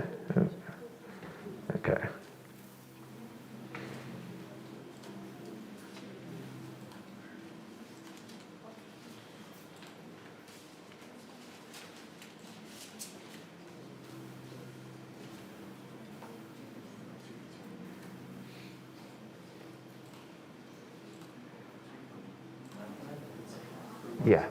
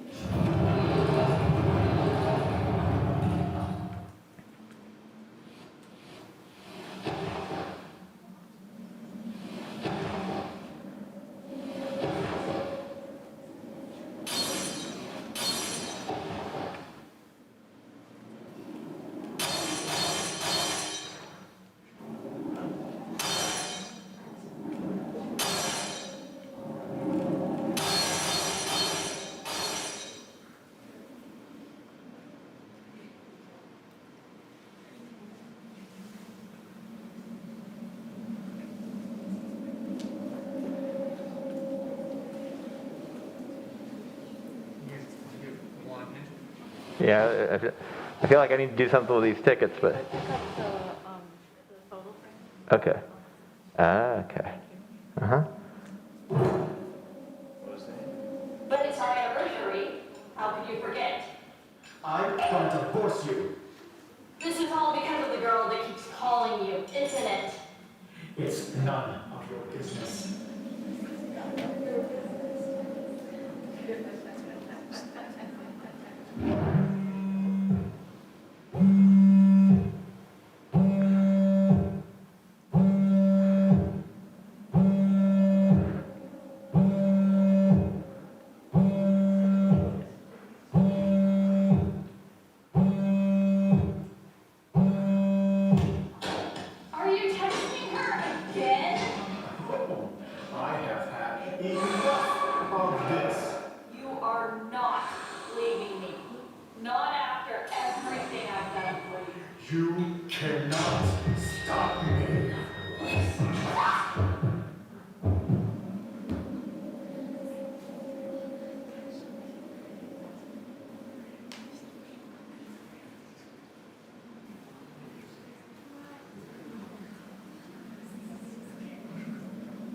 they have a knife. Okay.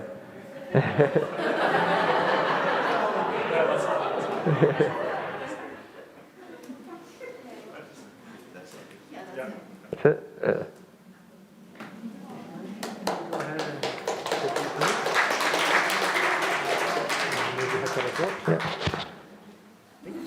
Yeah. Excuse me. All right. All right. Exciting world. Yeah. We got 3 predictions here. Number 1, they'll open the door at the beginning. Totally happens. Yep.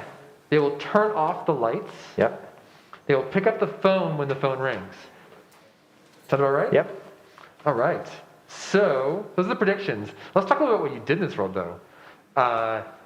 Who would you say you were in this world? I think I was the husband, or yeah. All right. And another first question: what did you do in this world? I was kind of just exploring the house and moving through the house, and trying to figure out, like, it was kind of, you didn't know quite what was going on. It was kind of creepy and weird, and you're trying to just kind of figure out what was happening in that space, I guess. And so you mentioned you thought you were the husband. Do you have a sense of the story that kind of like this world presented? Yeah, some domestic issues going on there, it seemed like, yeah. And I guess at the very end, you had a knife in your hand. What did that mean to you? Probably that part, like I had done something, and maybe not realized it, or I had like murdered somebody or something. Yeah. All right. Tell us about the movie tickets. I was a little confused about what to do with them. It was mentioned, and I thought I needed to do something with them, but I wasn't quite sure how to interact with those or what I was supposed to do with that part of it. Okay. And the other question, feeling of freedom. On a scale of 1 to 10, how much freedom do you feel you have in this world? Probably a 10. I felt like I could kind of walk around and go anywhere, and yeah, it seemed pretty open. I could kind of go wherever I wanted to in the space. All right. Well, thank you very much, Tavis. That was really exciting to see. Yeah, that was good fun. work. Thank you. All right, team. Let's talk a little about this. So, at Interim, like really pushing for kind of like a horror style theming, and I think one of the things that's really notable about the world is the atmosphere you built is really good. I mean, the sound design here is really effective. You've got creepiness. I mean, was there like in the music when we got closer? Was there like a different sort of like other layer to that music? I don't know if it was just like okay. It felt like there's like this music and it sounded almost like a growling. I don't know. Very good job of just creating an atmosphere and a feeling of a space, and then also using the techniques of like leading the guests through indirect control to get us through those first few steps. I think the beginning was especially really effective, like getting us through that door, like the way you sort of like triggered and changed things, and like that whole process of just like leading that sequence was really, really strong. And it was actually notable when we got to like the last scene that the leading kind of like, I think we missed a beat. And it was a little like watching it, in my head I was like, is the picture the trigger? If the picture is the trigger, then we're dancing around it and like doing everything but the picture. And I'm guessing you sort of felt that. But it is an interesting thing to like notice pacing, right? So you're building a world where there's very strong pacing and that momentum and that flow. And you're also relying on indirect control and sort of like the guests guiding that pacing. And it's like, I think the pacing felt a little off at the end. We sort of like got off that cycle of the next beat, like things are really hitting. And it was partially just like the trigger was a little bit less clear. It was a little bit less guided. And if we look at like some design, like that picture, like wasn't nearly as designed to be interactive as like other things could have been, like a spotlight on it, something to like make it stand out just a little bit more. I think you had like really strong evidence of like getting those things to happen. And so like, I think iteration, like it's kind of clear, make that picture stand just a little bit more and then those beats happen much more in the flow of the world. But man, like I think the lead up to that and like the way we went through it was working really well. I think the comment about the movie tickets is fair. Like you can also see where when you've got a guest in the space, they're trying to know, like think about both what the world says they should do, what the story is, what they're doing, and they're kind of looking for structure and guidance. And it's a little bit unclear sometimes where they will hear something and it'll be just sort of like backstory and like what the world is, and where they'll hear something and be like, oh, that's my plan. That's what I should be looking for. And so especially when you're working in this space where the guest lacks some clarity, they're going to be interpreting. And I think we saw some interpretation happen where like the movie tickets kind of became a thing and they're in the world. And when you're looking for a plan and you get a plan, it's not the right plan, it's kind of hard to sort of back out of that loop. But I think especially like I said, the atmosphere was really strong. And I think that carried a lot of this world. And that initial pacing was in lockstep with that atmosphere. My favorite moment was when you led our guest to this light and you pulled the string and you just let him sit in the dark for a moment and then you brought the lights up and he was in a different scene. That was really great storytelling, and he had to activate that. A nice way to create a cut in virtual reality and keep the experience immersive. So I was very impressed with that. Yeah, I think the movie tickets just were greater than the picture frame because they were colored and they were called to you. So what you colored in the scene certainly is going to have saliency over anything else that isn't colored. They're going to want to interact with that. The only thing that stuck out as a strange choice to me was the iPhone. I thought we were kind of in this film noir space of like, more classic times. Like the movie tickets felt more vintage to me, and then there was an iPhone. Can you talk? I guess we're a little bit out of time, but can you talk about that choice of the iPhone? Yeah, I think we definitely also noticed the discontinuity of that within the storyline. But I guess at that point we were trying to have a way to show the guests what was happening, and we thought that text message would be a good choice for that. Yeah, and the choice was kind of afterwards we were like, oh, they're just a couple who like vintage furniture. So yeah, we definitely could have come up better ways to do that, maybe like handwritten letter or something like that. Yeah, and this is always like when you're designing stuff and making choices, we'll talk more in the semester, but what that underlying story is, the clearer you sort of know it, the more you can use that story to make your decisions. And like one of the things you're kind of like trying to achieve is that consistency. And I think one of the nice things like is the storytelling you had here. You sort of had this underlying story that you're trying to express, and an interesting challenge, right? You're trying to tell it in a way that's kind of obscured. Like you're not telling it directly. And so how do you hint at it and get those right moments while also guiding a guest through it for the first time? And so that balance between clarity and obscurity, I think, is something you managed to hit really well for a lot of this. So really good work.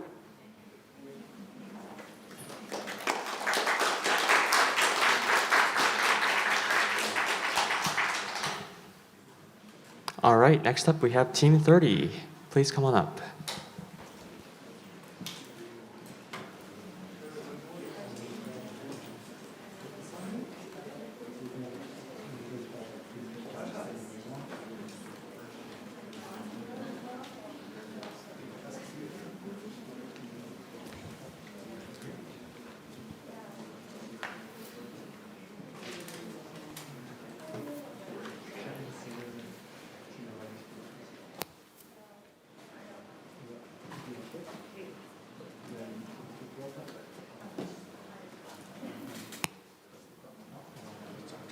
Okay. Miriam. What's that again? Miriam. Miriam. Yeah. Thank you, Miriam, for doing this. Have some fun. Good luck. Okay. Oh, here. Okay, so hello everyone. We are team 30, and we'll be to talk about my team a little bit. Is Jerry and Robin are the programmers on the team. Yu-chan is our sound designer, and Jingyuan Kang and I were the artists on the team. And I'm also the producer. We're gonna present our game, which is called Love at Teesside. So yeah, let's proceed.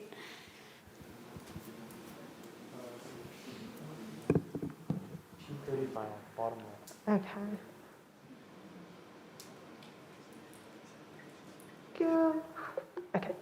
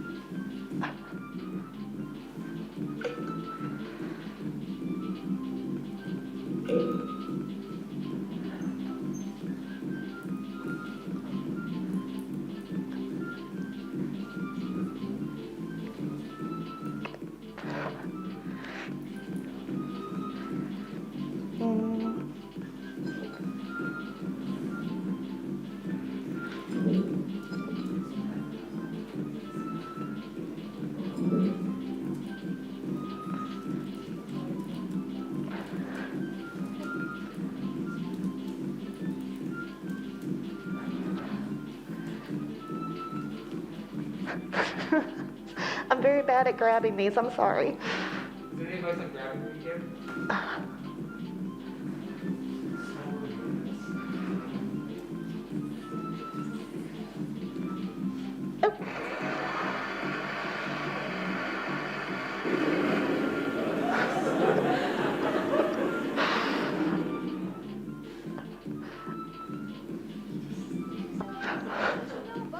Oh no.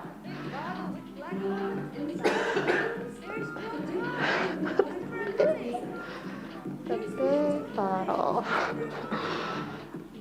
Was it this one? Ow!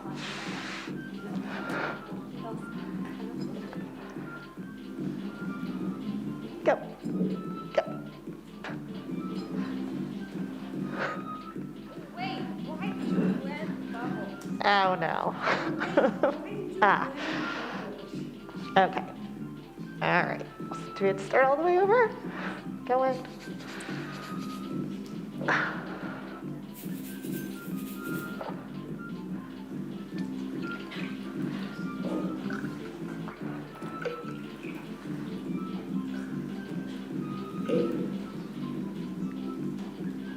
Oh, there's a meter.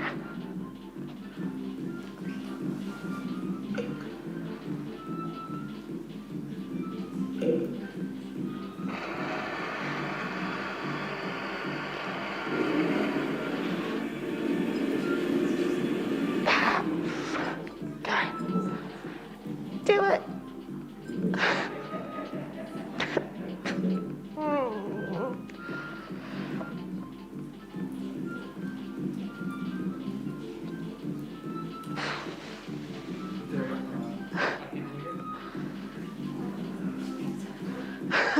What do I have to do? What is it? Oh, okay.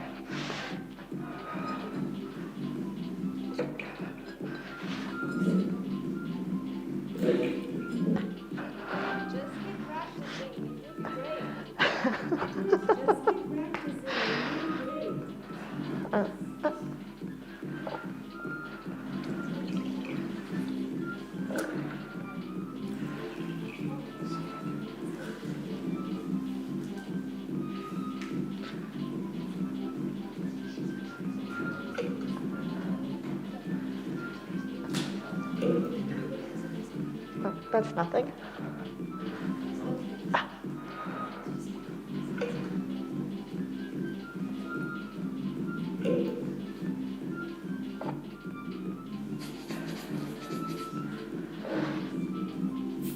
Just pick this up.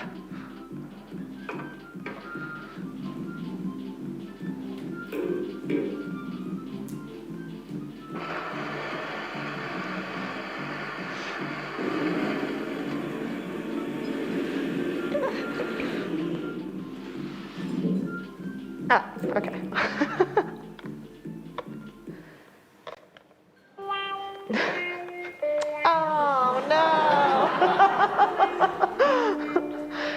disaster.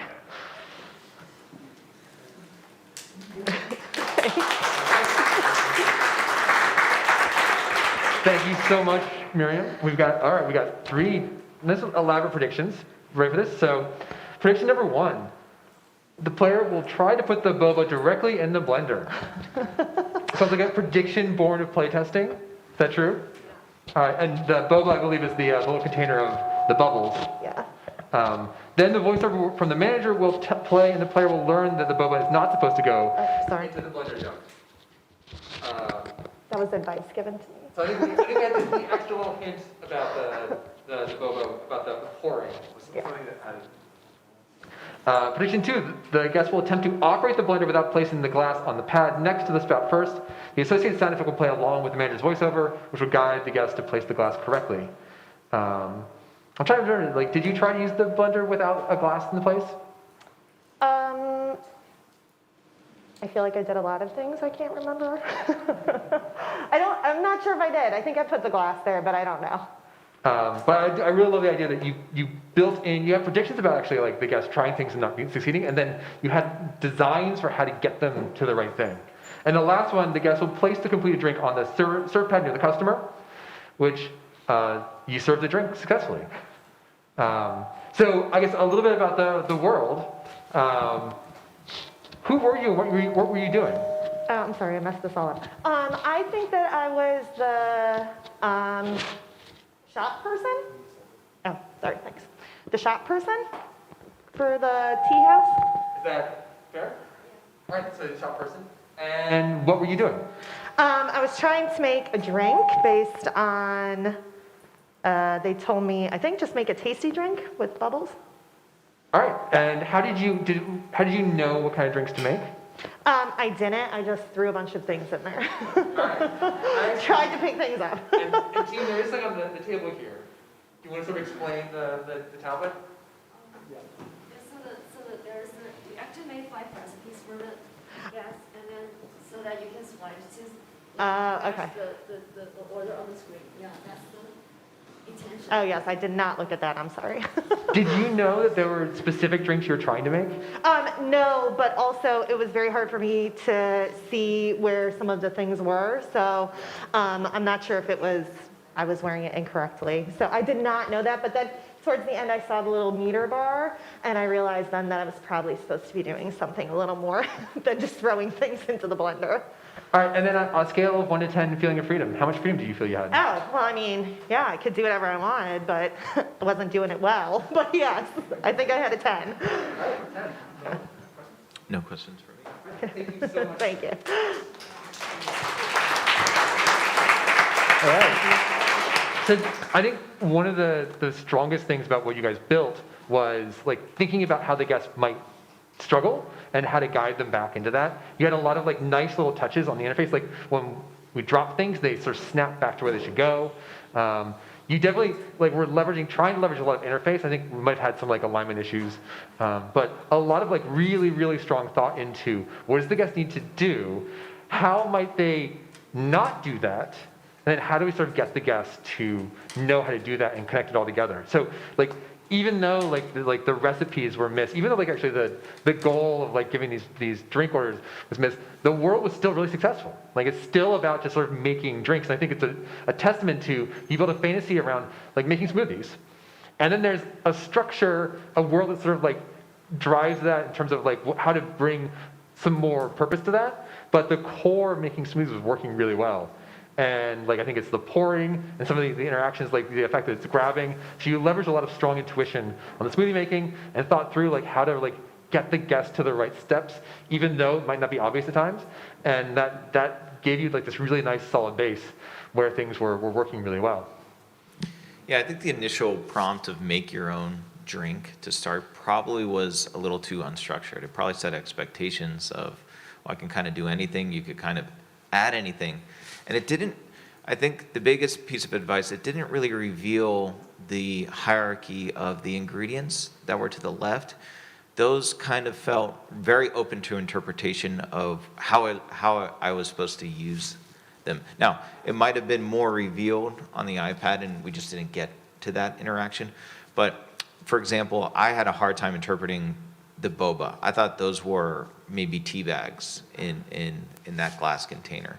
So again, just kind of structuring that in a more clear or evident way to the guest. And I think probably the tutorial was a bit of an opportunity to understand the different classes of ingredients that you have over there. Yeah, I think, okay. For the bubble, it actually made some reaction. So if the player, in the beginning, the manager would tell the player to make anything you want, but to remember to add boba. And if the player doesn't know how to add boba, and then they serve it, it would tell that the boba is in the glass. Yeah, there is actually a voice reaction. Just probably the voice wasn't loud enough. Yeah. Well, and I think as a good point, there is, like, you have a strong intuition about making a smoothie, but there's still a sort of a structure that the world wants and a relationship between the ingredients. And I think one of the goals of iteration would be to like centralize that. And so guests would come into and say, oh, a smoothie is like ice, milk, sugar, and a fruit. And like developing sort of like a clear pattern and like that kind of core structure that a guest can then use to make smoothies. And I think that would be the structure I'd push for. So the tutorial would be like, hey, here's the basic smoothie. You need these 3 things. Make it. And then the world is like, okay, use that base structure to do more. That's, I think, where you would get that, you know, be able to sort of leverage that understanding, and then the guests could strategize with that. And that's sort of the idea of like having sort of a model for the world as a tool they can use to interact with the world. I think that would be the last little thing. Because right now it's like ingredients and blender, I think is sort of like the structure you have right now. I think a little bit more would get you that better understanding. But really strong world, so good work.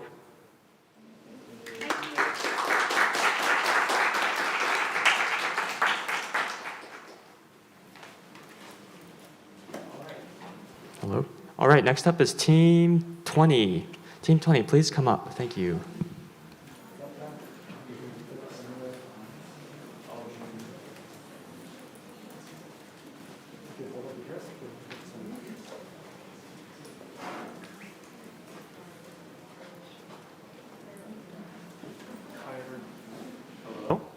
Hello. Oh. Hi, everyone. We're Team 20.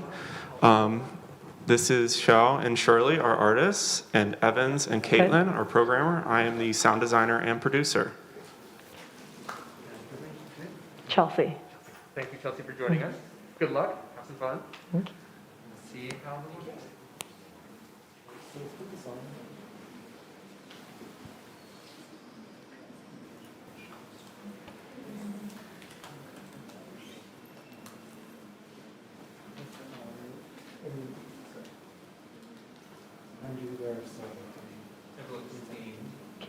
Can you just tighten that? Thank you. Yeah. Go ahead and put the straps on for you.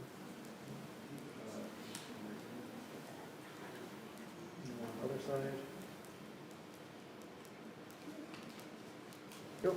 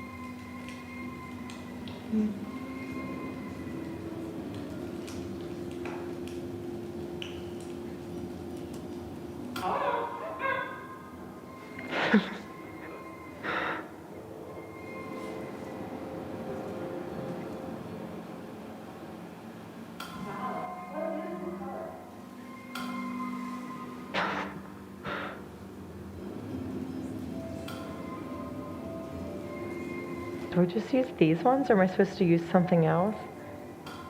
Like that button?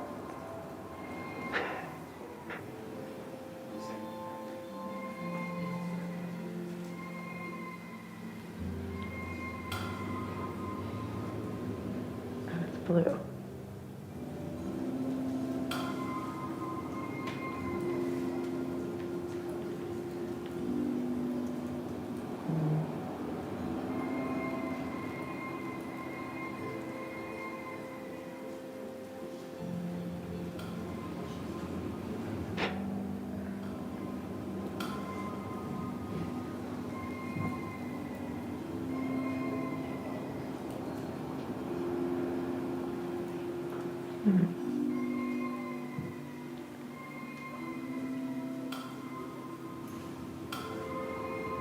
Am I supposed to be clicking these? I don't know.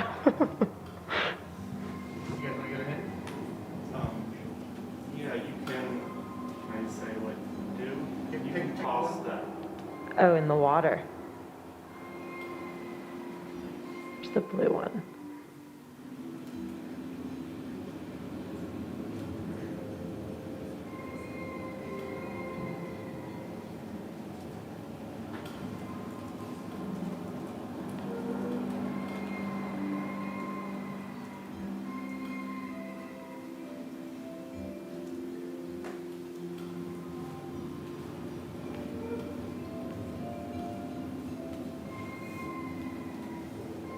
Am I supposed to ride that to the princess? Is that right? You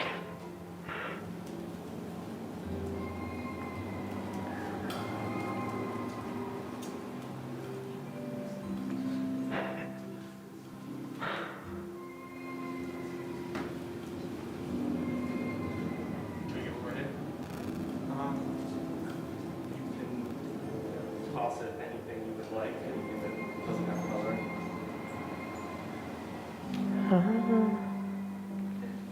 Anything that doesn't have color, like this.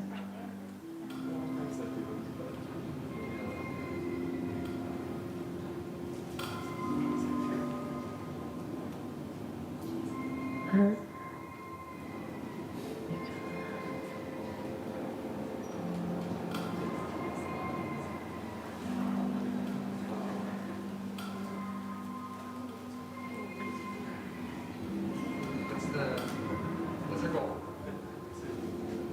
The colorless objects. Like change that color to color before it sinks, maybe.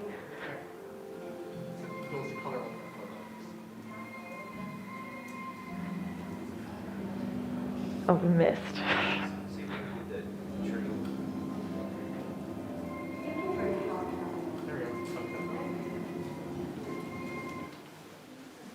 Every hour is unique in its own way. Thank you for your help. Here is your rose.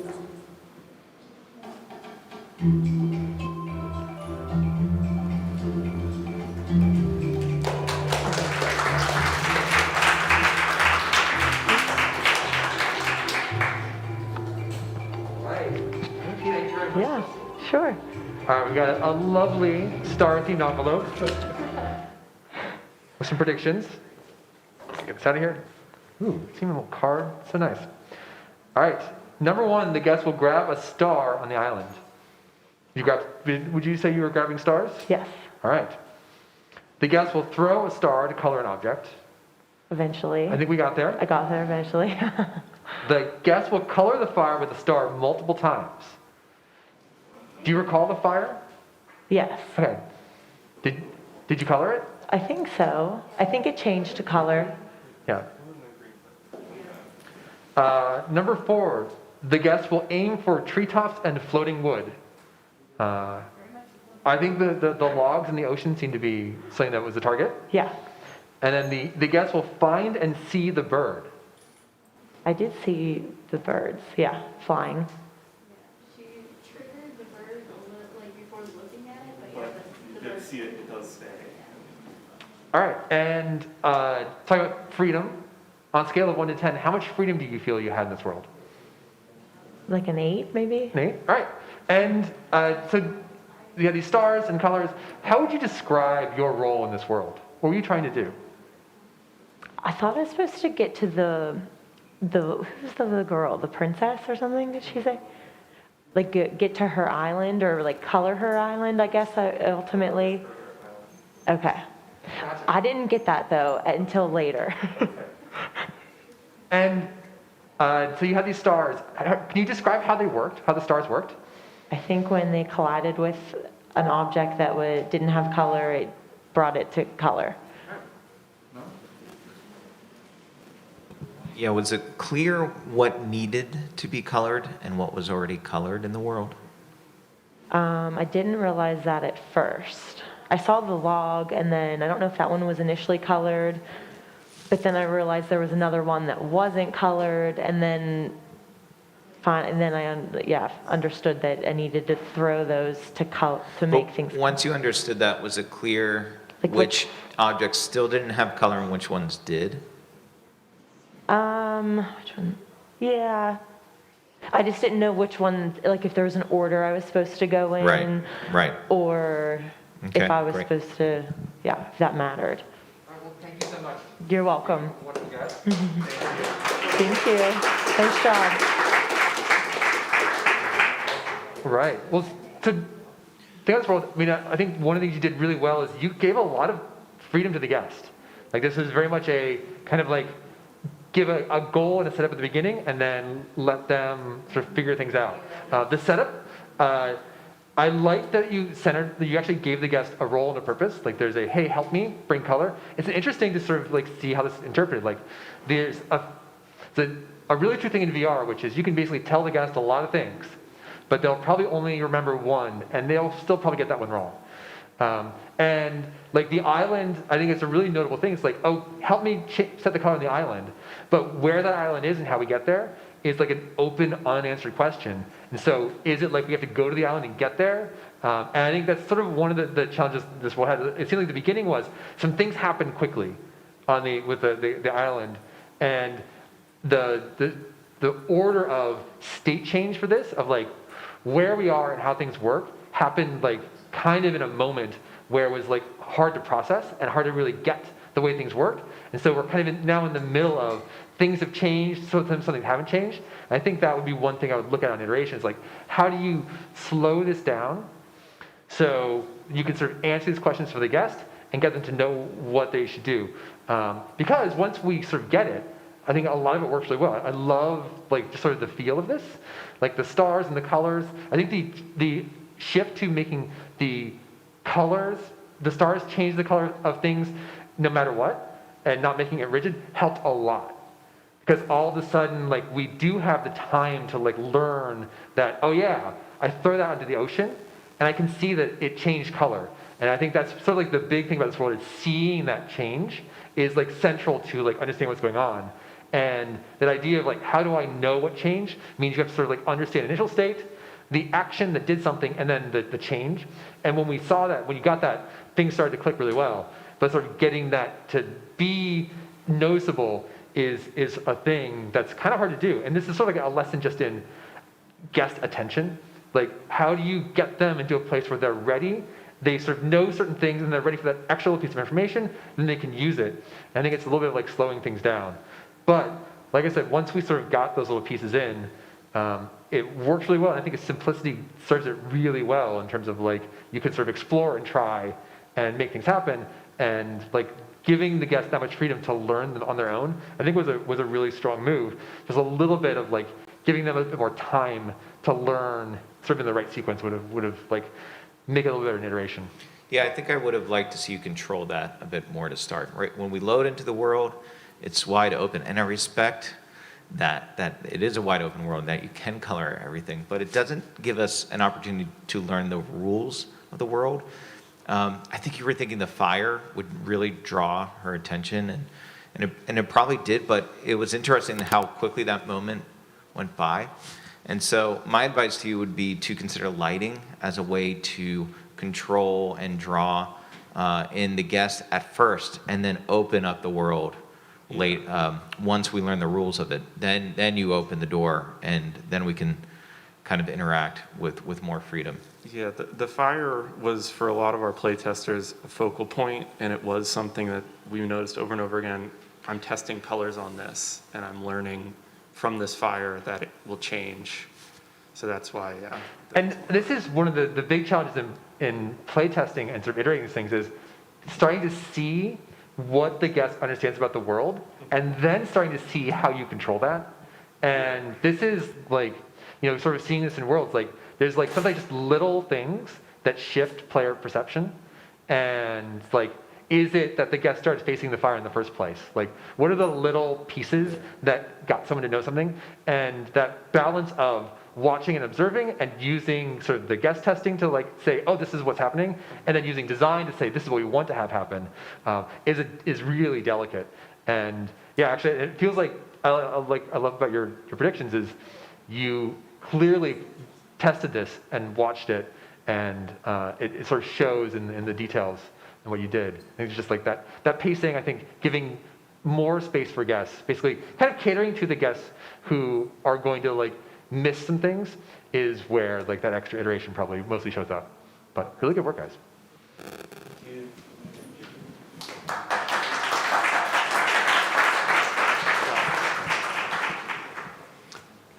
All right, last but not least, we have Team 35.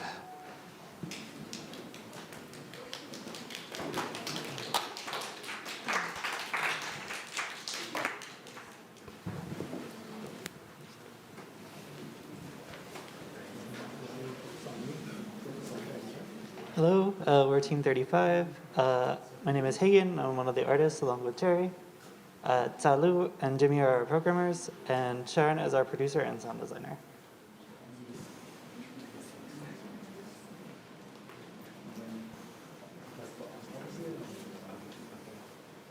Okay. Your name? Chris. Chris, thank you for joining us as a guest. Yeah. Is the Holland's going? You're welcome.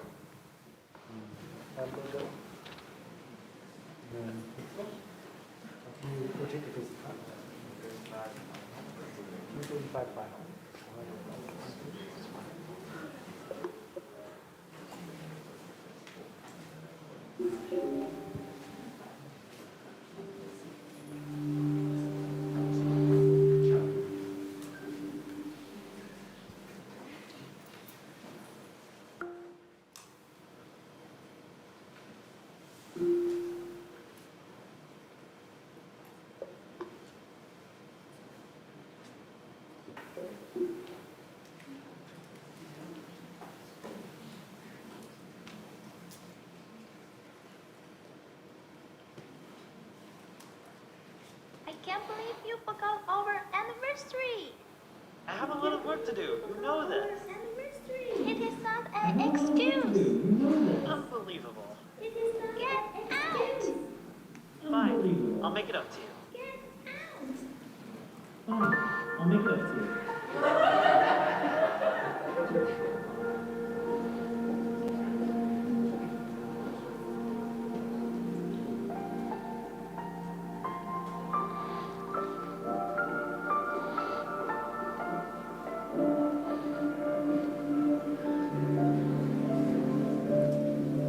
My dearest Ambrosia. My dearest Ambrosia.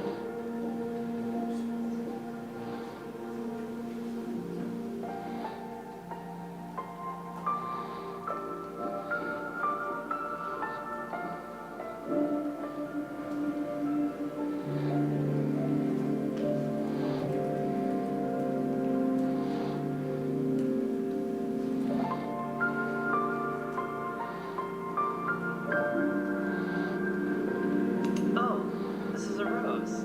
Ambrosia's favorite flower. Oh, a box of chocolates. She may not want this. A box of chocolates. She may not want this.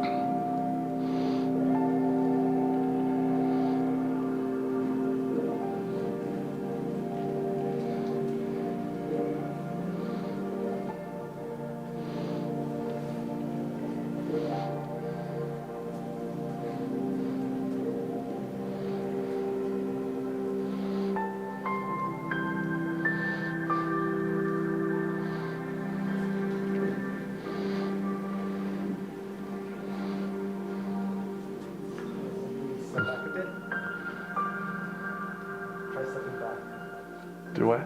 Try stepping backwards. Okay. Okay.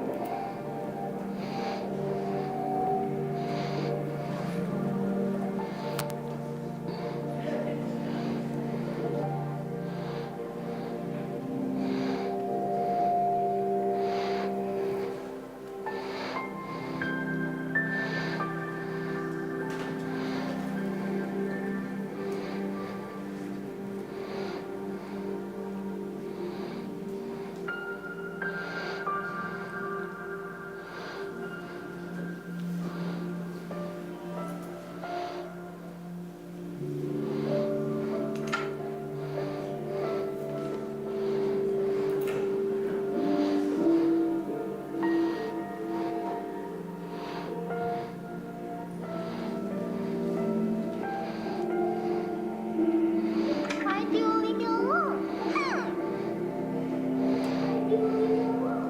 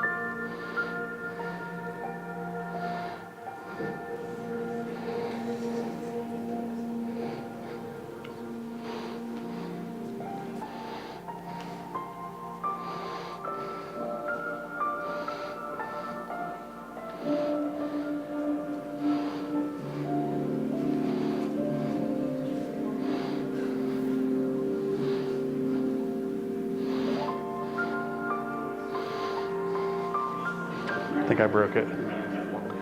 Oh. Oh, okay.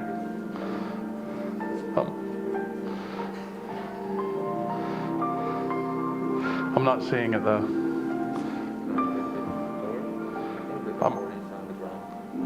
Oh, here it is. Okay.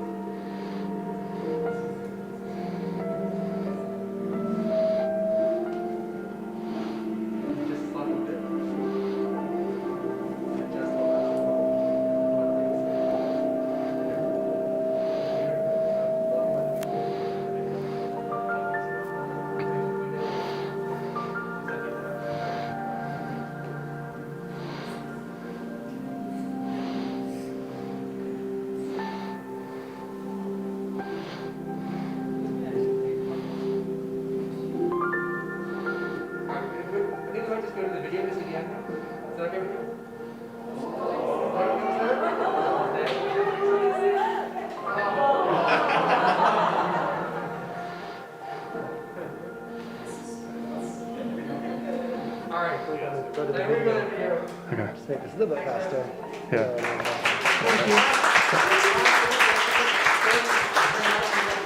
The last one, we'll do the ending.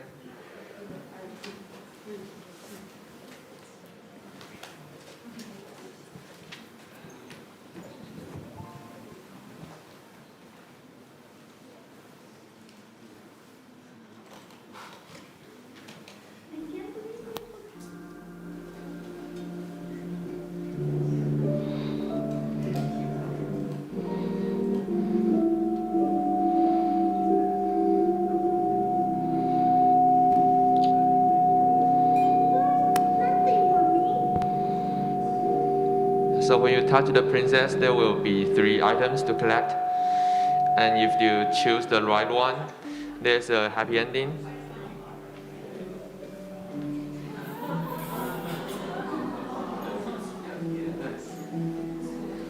All right. Yeah, that's our work. Thank you. All right, thank you, Chris. We're going to get to the predictions. Number 1, guests will use the heart-shaped board to roll the ball. Guests will use the ball to touch the rose. I think I was trying to do that, but. Guests will pick the letter and meet it. And I'm guessing the letter is the last step. Actually, I think the game started and it accidentally touched the letter. Okay, so that was the letter at the beginning. Yeah, at the beginning. And I guess let's talk about the way you experienced this. So how did you move, sort of like control the world? So I was trying to tilt the like labyrinth, right? But I was just kind of struggling with, I think part of it was at first I was trying to like on 2 hands is like how I might normally do that. And then even after doing it with just 1 hand, I was having trouble, like it didn't always move the way I expected it to move. Gotcha.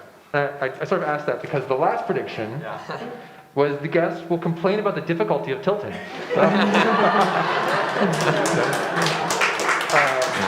So we did it. I think that you as a team sort of knew you made an interface that was a challenge to learn. Yeah. I will say, like, never have we seen a world built around this kind of interface. Yeah. So it's definitely a bold move, but I think as we watch, there was a challenge in the control. Could you describe a little bit of how you, like, because there's a board. How did you move the board? How did that seem to work? So it was, so I just kind of touched it and like would move my arms and it generally would go roughly the way I was moving my hands, but it wasn't always super consistent. And then I guess the question we've been asking, scale of 1 to 10, feeling of freedom. How much freedom did you feel you had in this world? Maybe 6. I didn't feel like I had a lot of freedom. Like it was clear, like these are the things that I should be doing. So if we ignore the kind of marble interface, what would you describe in order of operations what you needed to do to complete this world? I think I just had to sort of get from place to place. So first picking up the rose, then following the arrows, and then at the end I was trying to get to the princess. Okay, great. Yeah, thank you.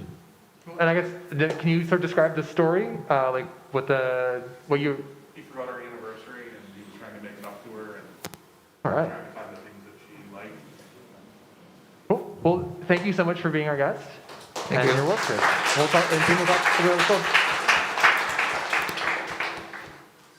So, I mean, like I said, the way you're trying to tell the story and the way you're trying to bring it to life and the way you're trying to give guest control is really exciting. Like a challenging interface, not only is it challenging if you made this physically in the real world, but physics and digital are a funny little thing, and I think we're seeing some like popping of like the ball rolling. So there's definitely like a little bit of the technical side, but I really love some of the changes you made. I love the way you started this with like the characters as the marbles, and you did a great job of establishing the world. It's kind of a weird world, like we got these little marble characters and they're fighting, but that does a lot, right?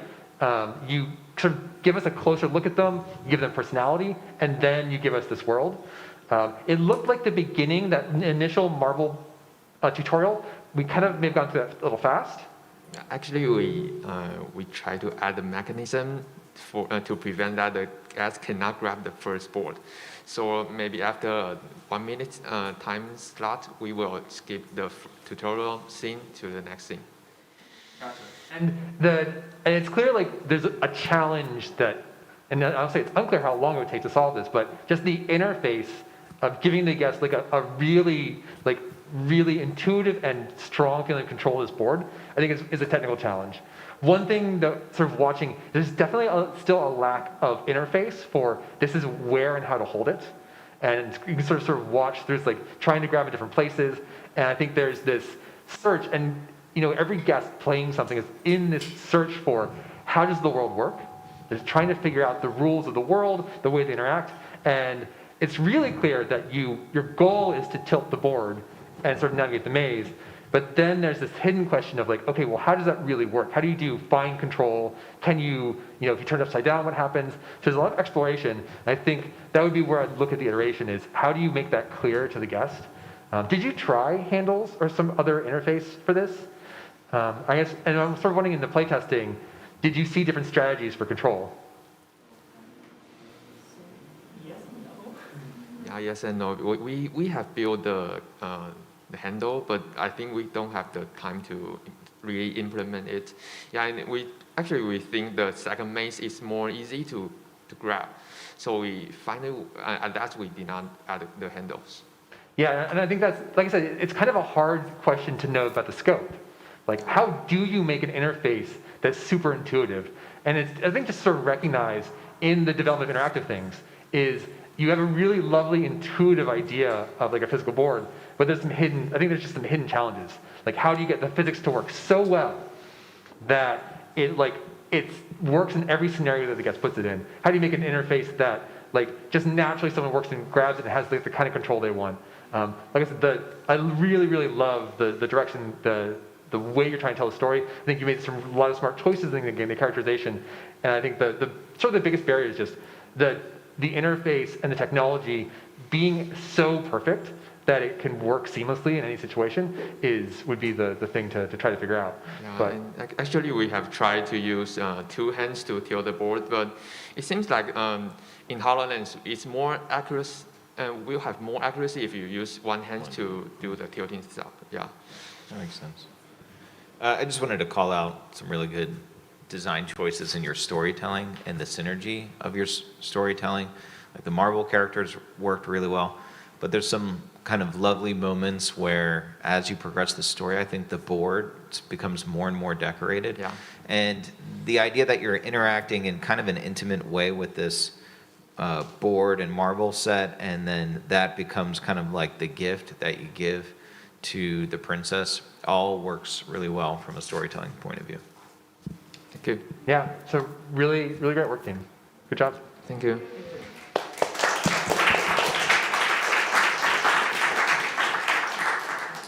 All right, with that was the last team. Thank you all. I mean, I would say like there was a few hints given, but really a lot of really good just guests stepping in, knowing what to do, going through these worlds. So you should feel really proud about the work you put together. Really impressive stuff. We're a little over, so go get food. And if you want to join us for the afternoon, come back. We'll definitely be going over at the end of class, so around 3:10, come back, and we'll talk about class announcements and those things. But yeah, get some food.